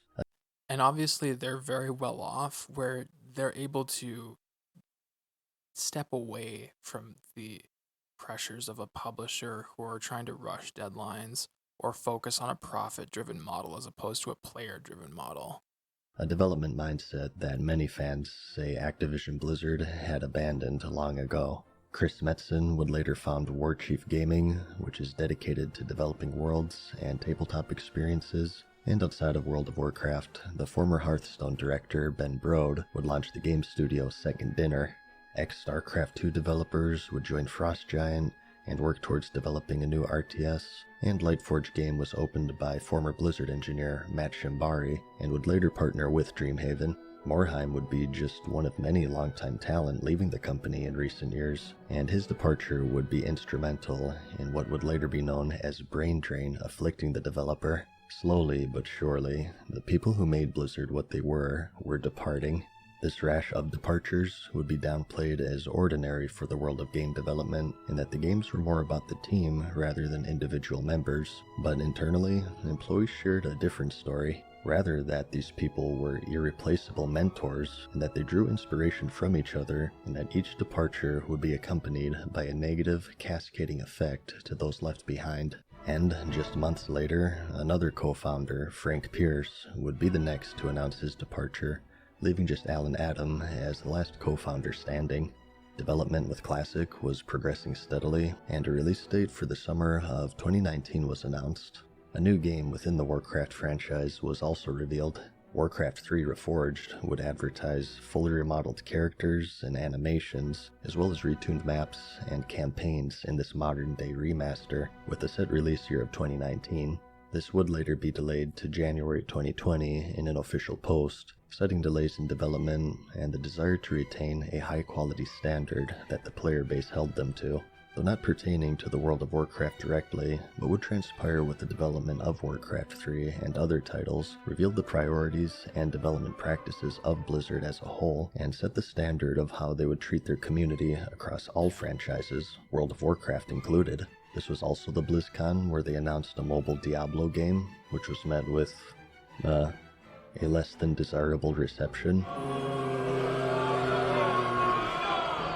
Do you guys not have phones? Yeah, you guys all have phones, right? But that's a story for another time. To make matters worse, the following years, although financially successful, would prove to be the most damaging to their reputation. Though reaching historic revenue earnings, treatment of their employees would become the focus of negative press. In February of 2019, 800 employees would be fired, many without warning, and were left crying in the parking lot. This is a trend that would continue through the following years of record-breaking profits, with massive layoffs and multi-million-dollar CEO bonuses following shortly after. In one instance, employees would be given gift cards to the games that they just got fired from working on their way out. Hey, here's some Overwatch skins. You're fired, by the way. And in other cases, the amount of people fired would be underreported. Combined with the poor reception of the Battle for Azeroth, their reputation had quickly started to sour from that of a community-first industry innovator to one operated on greed, predatory business practices, and the cold treatment of their employees and even their player base. Little did everyone know, though, the worst was yet to come.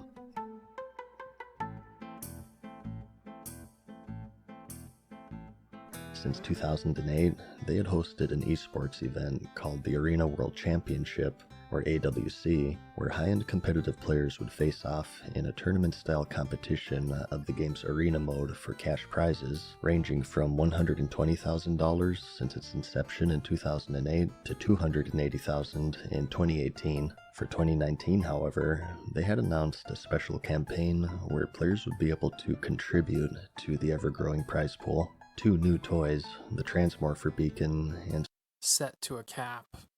some faction-themed fireworks Minor were detail. made to be available in the in-game cash shop, and to encourage sales, 25% of the proceeds would contribute towards the prize pool of both the Arena World Championship and also the Mythic Dungeon International, stating that the support of the players would help take the WoW esports scene to the next level. They also assured that a minimum prize pool of $500,000 would be offered, split up evenly between the 2 events. Considering that all announcements used verbiage such as help or contribute, the player base had assumed that this $500,000 prize pool would be funded by Blizzard as they had done for a decade prior, and that the proceeds of the toy sales would, well, contribute to the total, as stated.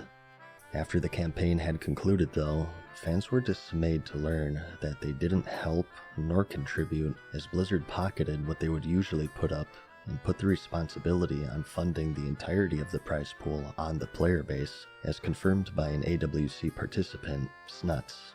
So let's rephrase this. So people gave Blizzard so much money, Blizzard decided to give themselves even more. Right. So they collected around $2.6 million, give or take. And instead of adding prize money for themselves, they just pocketed $2 million and decided to just use the money that the community gave us and pay for their tournament. Both competitors and viewers expressed their anger, stating that they had felt deceived and that the good nature of those wishing to support the esports community of Blizzard were taken advantage of. Blizzard would never acknowledge the controversy, and That's prize why I pools never were paid for funded that solely shit. by the crowdfunding campaign, and despite the self-proclaimed success in raising the funds, crowdfunding such as this would not be repeated for future tournaments, presumably due to the intense backlash that they received. No shit.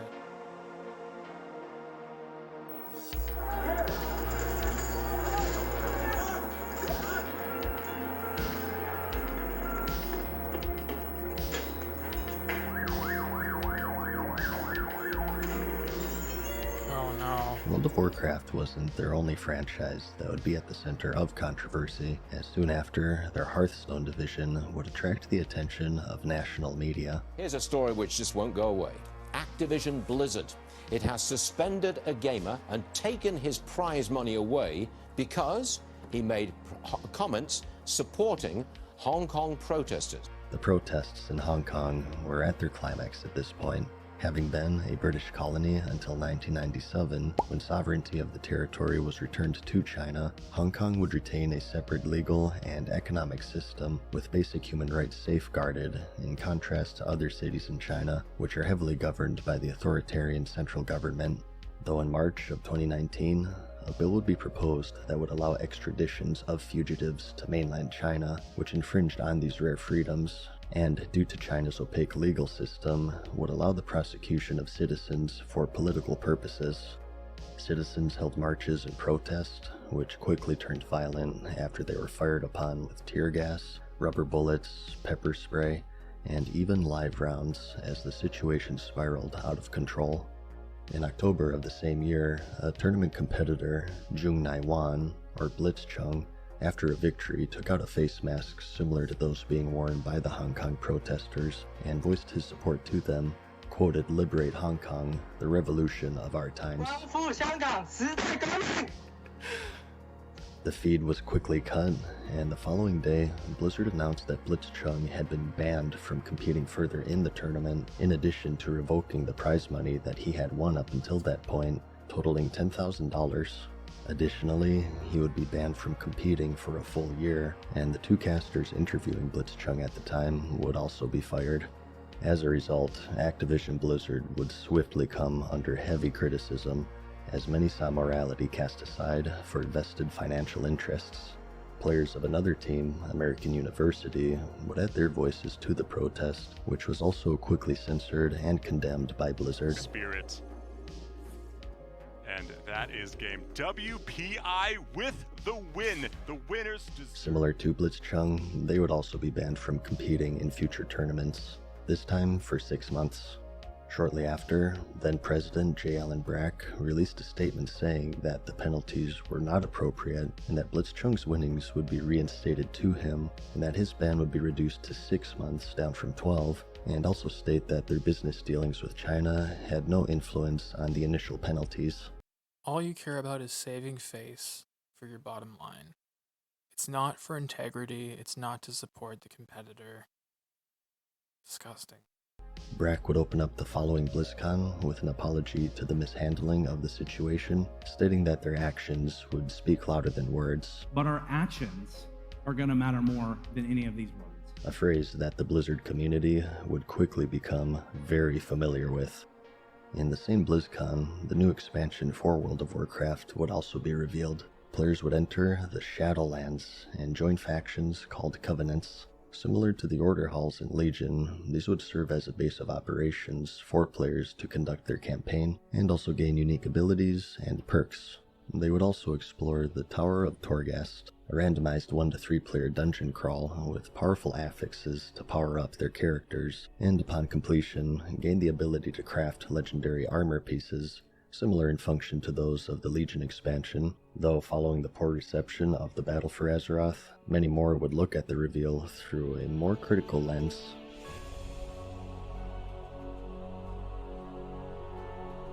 And everyone played Classic instead.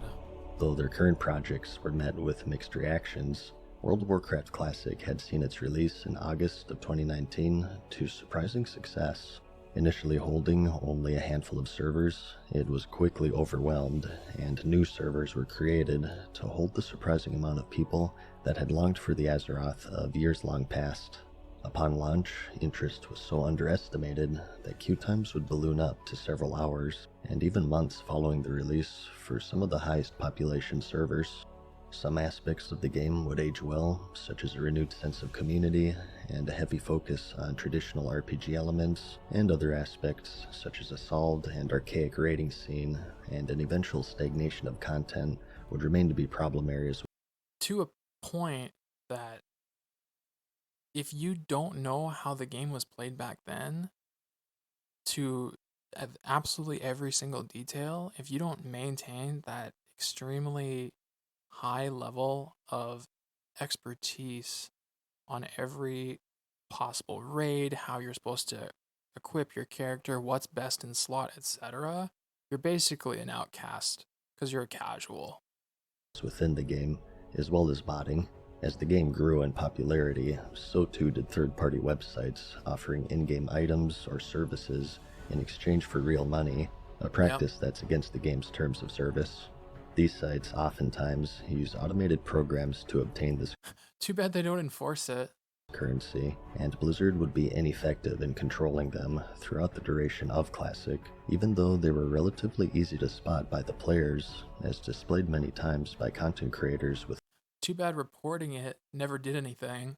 within the community. I found a warrior mob grinding in Tanaris having a bit of trouble getting to his target. Cheating had always been, and continues to be, an area where Blizzard would perform poorly, even in the current version of the game, but due to the more fragile nature of the economy in World of Warcraft Classic and its community, it would have greater negative consequences.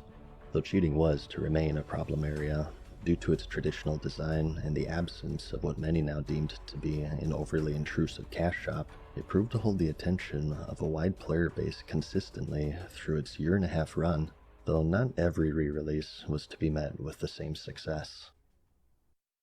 TBC Classic?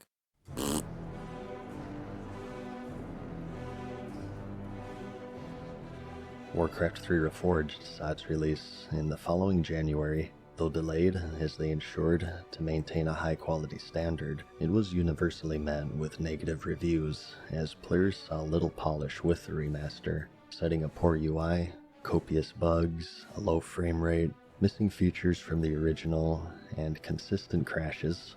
The latter of these issues would take the spotlight in the competitive scene shortly after. In their very first major tournament, in a quarterfinal match between two top players, Moon and Thorzane, a crash occurred at a key moment. The score was 1-1, and Thorzane seemed to be on track to take the win, but suffered a disconnect mid-match. Thorzane smells blood in the water. He's going in for the kill here. We have Banish ready. Mountain King was a little hurt. This is all buying time for the towers. We have no Breath of Fire, by the way. It is Drunken Haze, so big mischance on these Dragonhawks, and a disconnect. That fight was the most important one in this game yet. The match would then be restarted, despite Thorzane's advantage, and he would once again retake control of the rematch, and once again suffered a disconnect. No way. I don't need a Blood Mage. I don't need you. You're benched. Once this... And looks like another drop just happens. Oh wow. As Thorzane, I think I kind of like his position here in this game. Again, yeah. This is so frustrating. The match would be replayed for a third time, and Moon, having adapted to Thorzane's strategy at this point, was the one to take the lead and eliminated Thorzane, resulting in the forfeiture of the large prize pool he surely would have won twice. Though they are the most impactful, as they happened during a quarterfinal match, these would not be the only disconnects to occur in the tournament, as competitors in lower level brackets would also become victim to random drops at key moments. Years later, an internal investigation would reveal that they knowingly released the game in an unfinished state, unwilling to delay it for a second time in fear of losing the pre-orders they had already amassed. It was also noted that the entire project was hamstrung by a low budget due to its low potential for being a big earner for the company. Internal sources would also share their struggles with exhaustion, anxiety, and depression for more than a year, and that their warnings of the game's unfinished state being largely ignored in order to make the tight release schedule. Because instead of having good management and customer-focused practices and nurturing a culture within the company that would make great games, instead, you hired a bunch of slave drivers to crack the whip and exhaust every employee to the point of mental health despair. Negative reviews continued at a steady pace, as did refunds, as players were less than impressed at the level of polish that they received compared to what was promised. The classic game teams would be shut down, a new team now in their place, and in a bit of irony in a Bloomberg interview, a Blizzard spokesperson repeated the same failed promise made by Brack a few months prior, that their work and actions would speak louder than words. A delay was also announced with Shadowlands, this time from October to December, once more citing that extra polish is needed before a release would be made, and despite the struggles with the Battle for Azeroth, Blizzard proved, as they have many times, that selling copies wasn't the problem, as Shadowlands sold an impressive 3.7 million copies on launch day alone. Much like its predecessor though, not long after the initial launch, the expansion's major features would be the focus of criticism.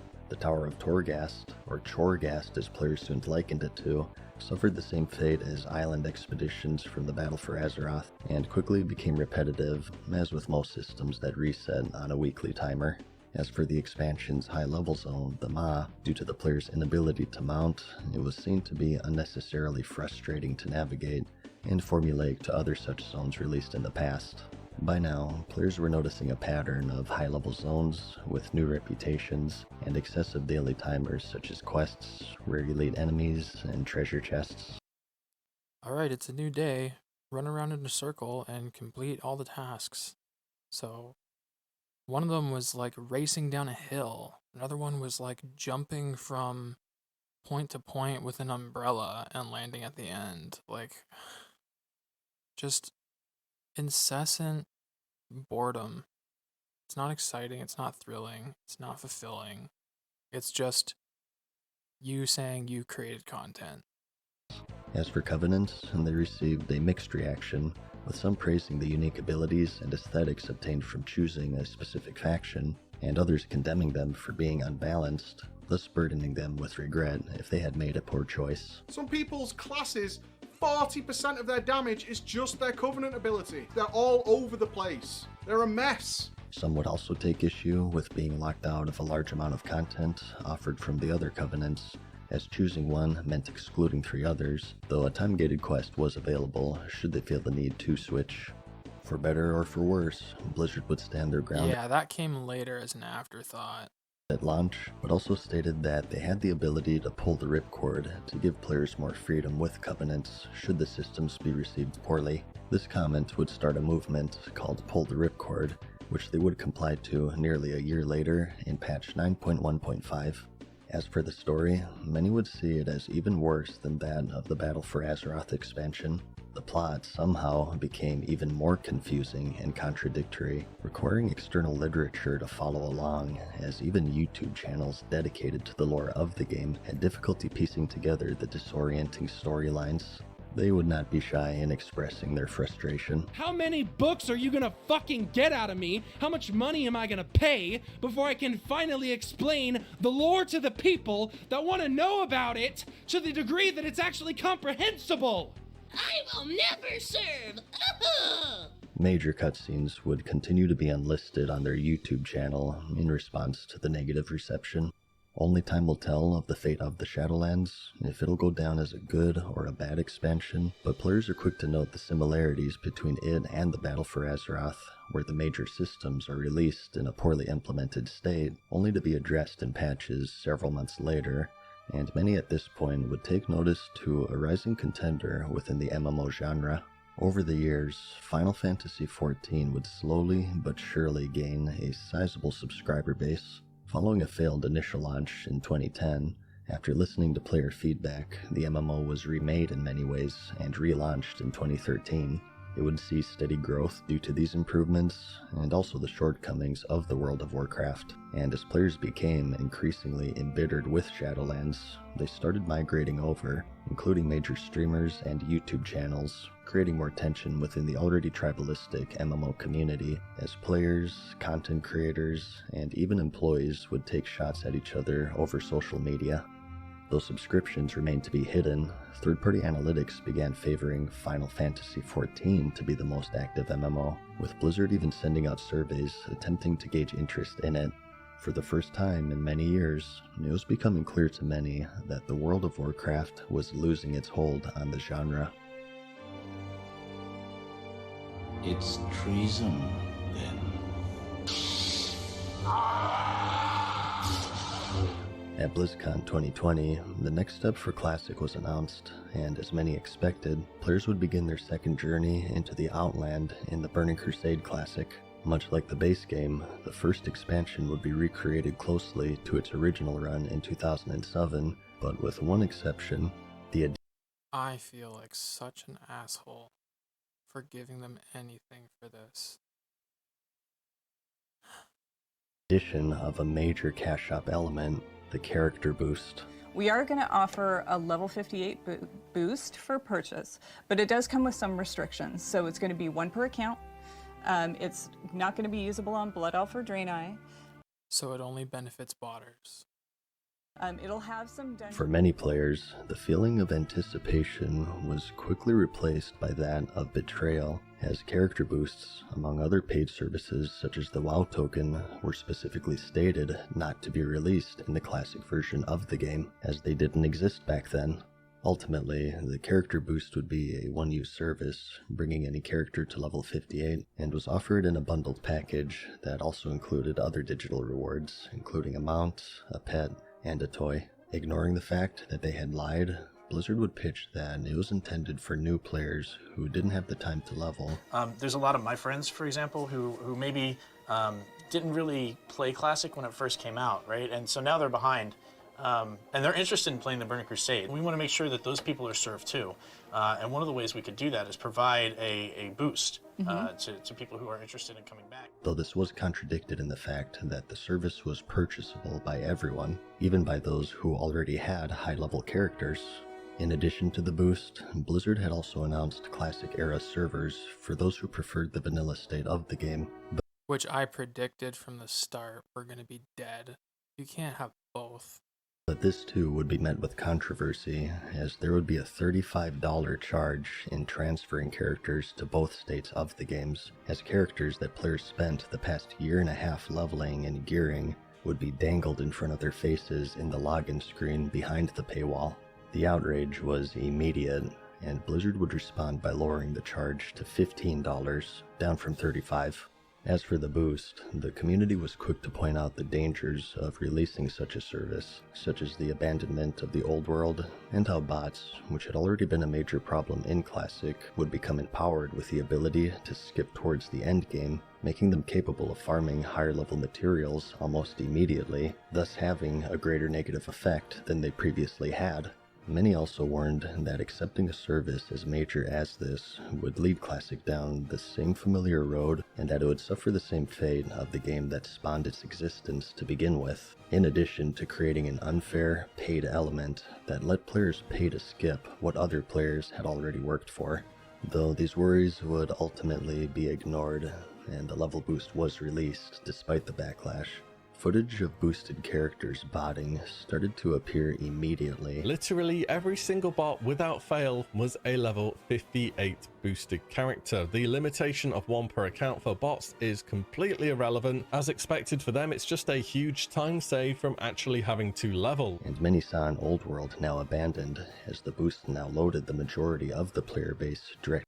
Any dungeon that you might have been interested in, all the way from Van Cleef up to Maradon and beyond, nobody wants to group with you. Group Finder's useless. Everybody's at the end game.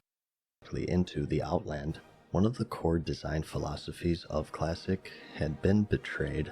A large portion of the player base at this point were refugees from current World of Warcraft, due to in large part of the overzealous cash shop, which was promised to be absent in the recreation. Shortly after, a WoW token with the Green Burning Crusade background was data mined, and players took to the forums, creating numerous threads asking for confirmation whether this was planned to be released in Classic, and once more, were simply ignored.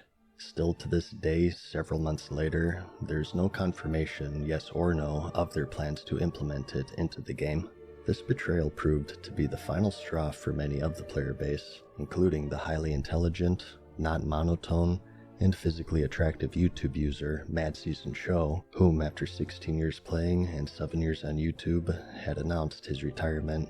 The heart and soul now ripped away once more, Classic's population began to wane drastically, and the remaining players would comment on the second foray into the Outland becoming more and more empty with each passing day.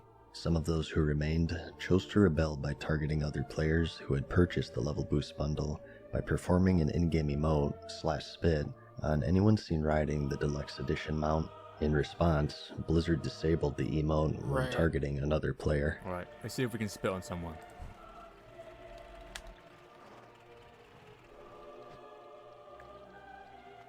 Wow. Forum threads expressing concern with Classic's future were ultimately ignored, but to a community that acted against their interests, Blizzard's response would be immediate and clear.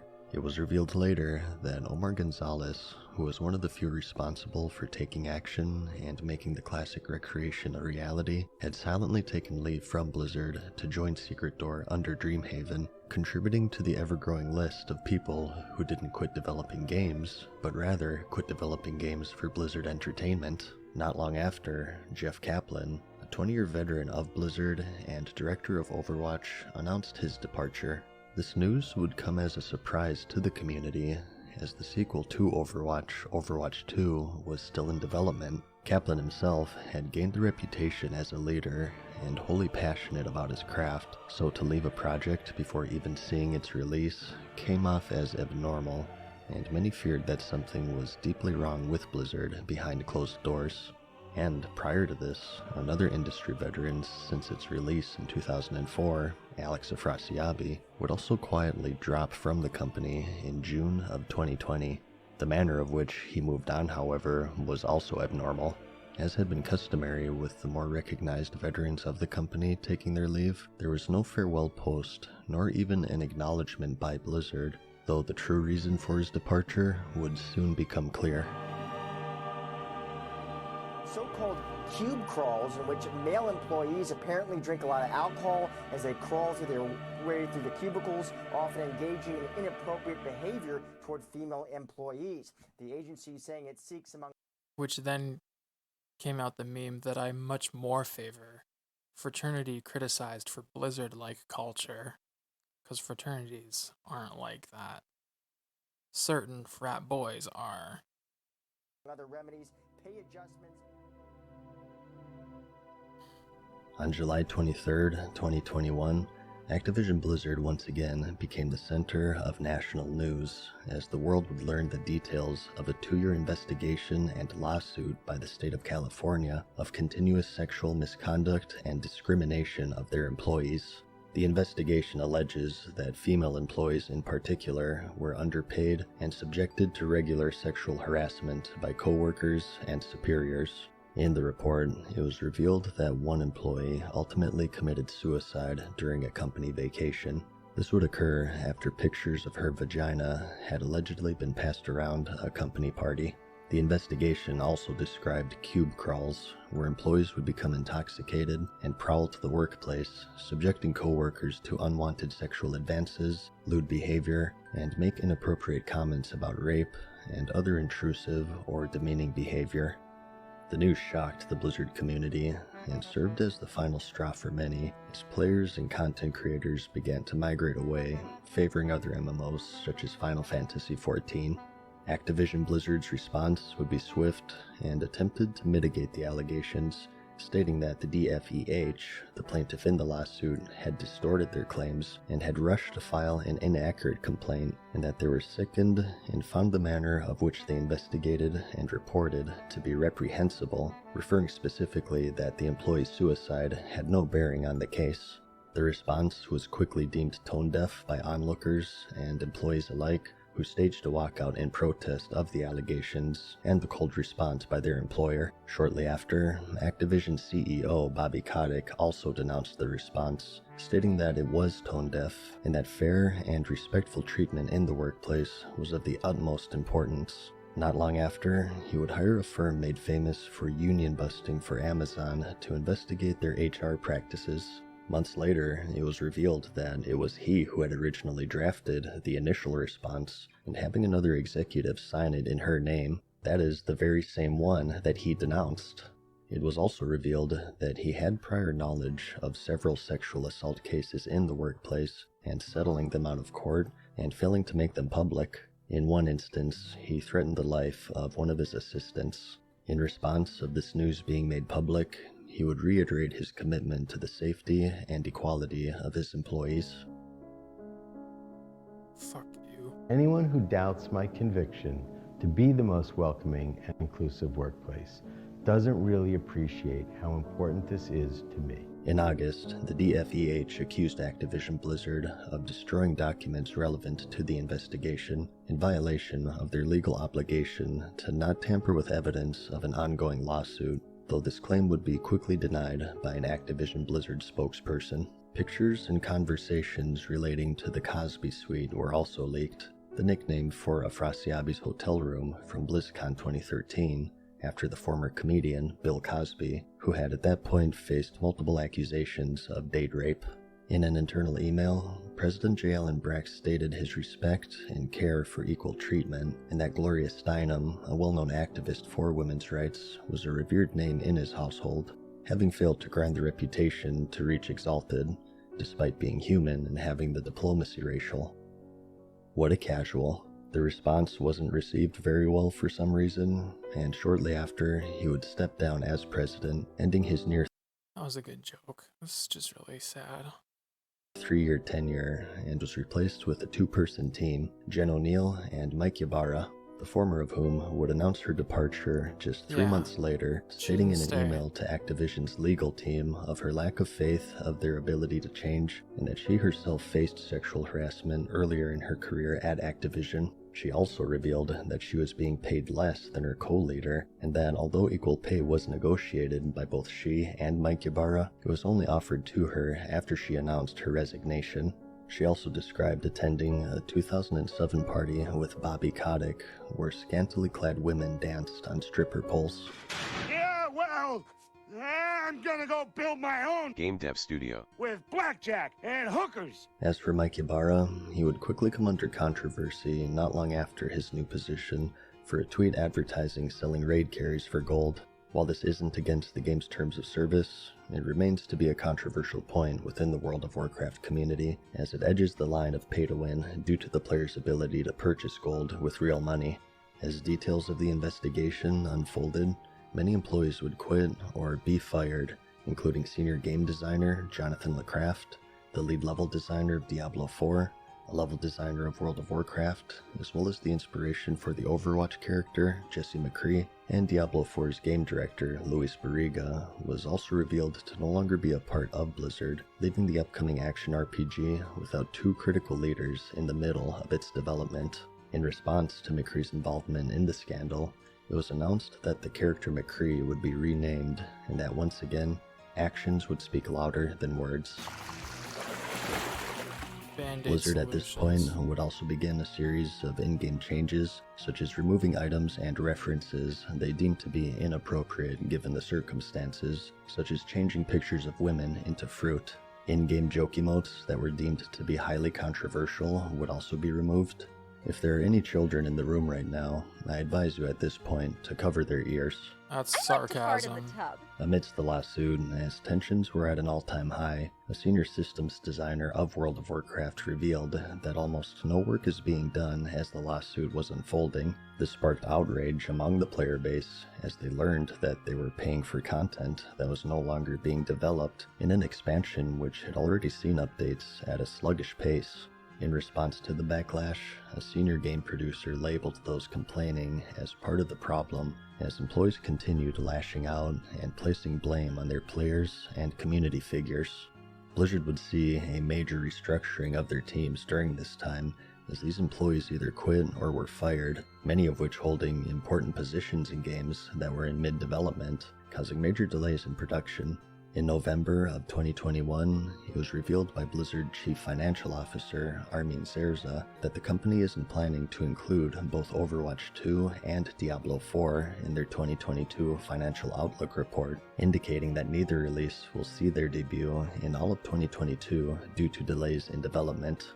As a result, financially, they would suffer their worst loss in 13 years, as stock prices fell by more than 14% in a single day, bringing its year-to-date losses to 25%. In December, employees revealed suspicions that their breast milk was being stolen. Nursing mothers would label and store packages of breast milk in the break room refrigerator, and when retrieving it later, would find that some or all of the milk would be missing, while other items in the refrigerator would remain undisturbed. Though as of this video, no evidence exists of the alleged protein-rich caper. When reached out for comment, an Activision Blizzard spokesperson replied, stating that there's no use crying over spilt milk. Speaking of milking, Blizzard would also increase focus on microtransaction offers, including mounts, pets, and cosmetic outfits, often seen to be vastly superior to those acquirable in-game. Their prices would also be criticized, as their highest package would demand a price tag of $55, nearly matching that of a full AAA release, as onlookers reacted with awe at the lack of awareness or care that Blizzard showed to its community and image. As of this video, the results of the lawsuit are pending, but regardless of the outcome, it'll surely stand out as one of the darkest moments in the company's history. One that's becoming increasingly difficult to break out of, as scrutiny remains to be at an all-time high due to the destroyed trust between they and their community. As a result, a situation has been created where any flinch, positive or negative, is met with dominating pessimism. Employees daily suffer abuse, not only from the outside, but as recently discovered, also from the inside. Today, they stare down the seemingly insurmountable task of repairing the damage caused to their relationship with their community, with each passing day their environment representing a battlefield more so than that of a game development studio. While this itself is an unfair situation, many deem it a consequence of casting aside the goodwill of their player base consistently over the course of 3 tumultuous years. In the midst of the scandal, it was announced that BlizzCon was cancelled for the year of 2022, and that it would see a major restructuring if and when it returns. Initially, a heavily community-focused innovator with franchises that redefined genres, now leaves behind a sullied and controversial legacy in one of the most jarring and unforeseen falls in game development history. Quarterly reports show a consistent downward trend of active users, but at the same time, record-breaking revenue as patience and goodwill are continuously traded away for short-term financial profit. Just as how it breathed life into the genre with its birth in 2004, so too does it with its decline in the modern year. Its fall giving rise to a new generation of MMOs, eager to claim the crown it once wore with pride and ambition. As players, community figures, and employees depart in record numbers, a particularly iconic phrase of theirs is seen to be more and more prophetic with each passing day. No king rules forever.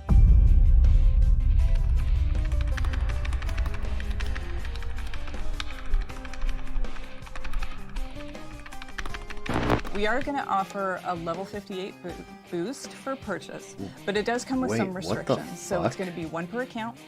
It's not going to be usable on Blood Elf. What the fuck?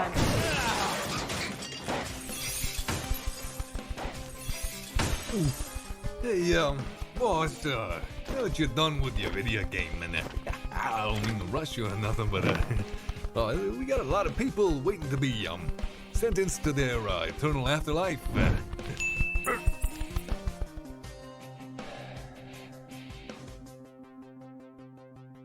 Send them in.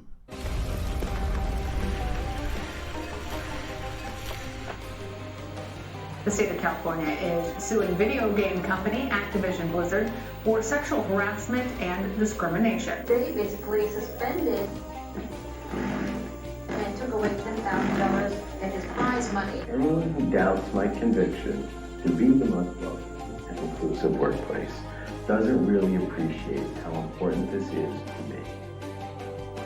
I don't want to look to your wallet. What you're seeing. I really don't. We failed in our purpose, and for that, I am sorry. I accept accountability. And the community is full of a bunch of broken-hearted people who feel alone and are now feeling weird because they're stuck between a weird spot of supporting the company that makes the game and not wanting to support these weird fucking ass grabbers. Interestingly, the board of directors of Activision rallying to Mr. Kodak's side almost immediately. At last.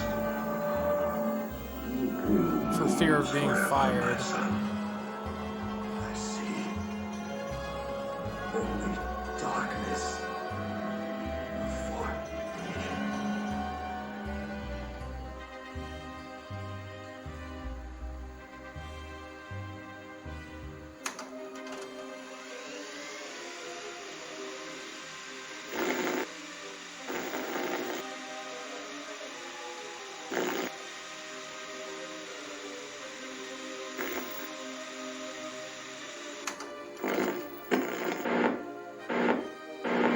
I am truly grateful.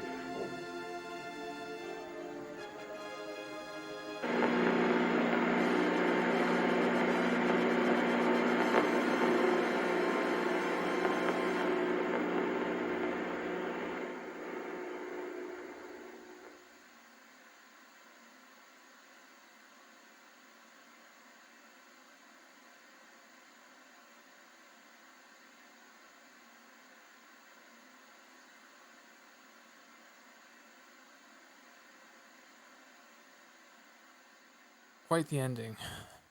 And, you know, to MadSeasonShow, huge props for a very thorough journey from the good times to the dark times. And, you know, similar to what Pyro was saying, it's like, how am I supposed to enjoy the game ever again when you have that lurking in the back of your mind that they're not spending their money wisely. They're not nurturing a culture that benefits the player, let alone the employees of their company. Everything serves a purpose to benefit the rich, the CEOs, the executives, and it's just time and time again we're being met with disappointment. I don't know what this Seasons of Mastery is providing to people, and I'm not criticizing people who love the game and still want to play it. You have every right to do that, but I feel like Blizzard has become this warped money milker that doesn't value my time. They don't respect what people want out of a game. That the original concept of the MMORPG is entirely lost, as MadSeasonShow clearly showed. And I don't know who's going to change that. We've seen Ashes of Creation. We've heard what they've had to say. The resounding theme, as stated by J. Allen Brack, actions speak louder than words.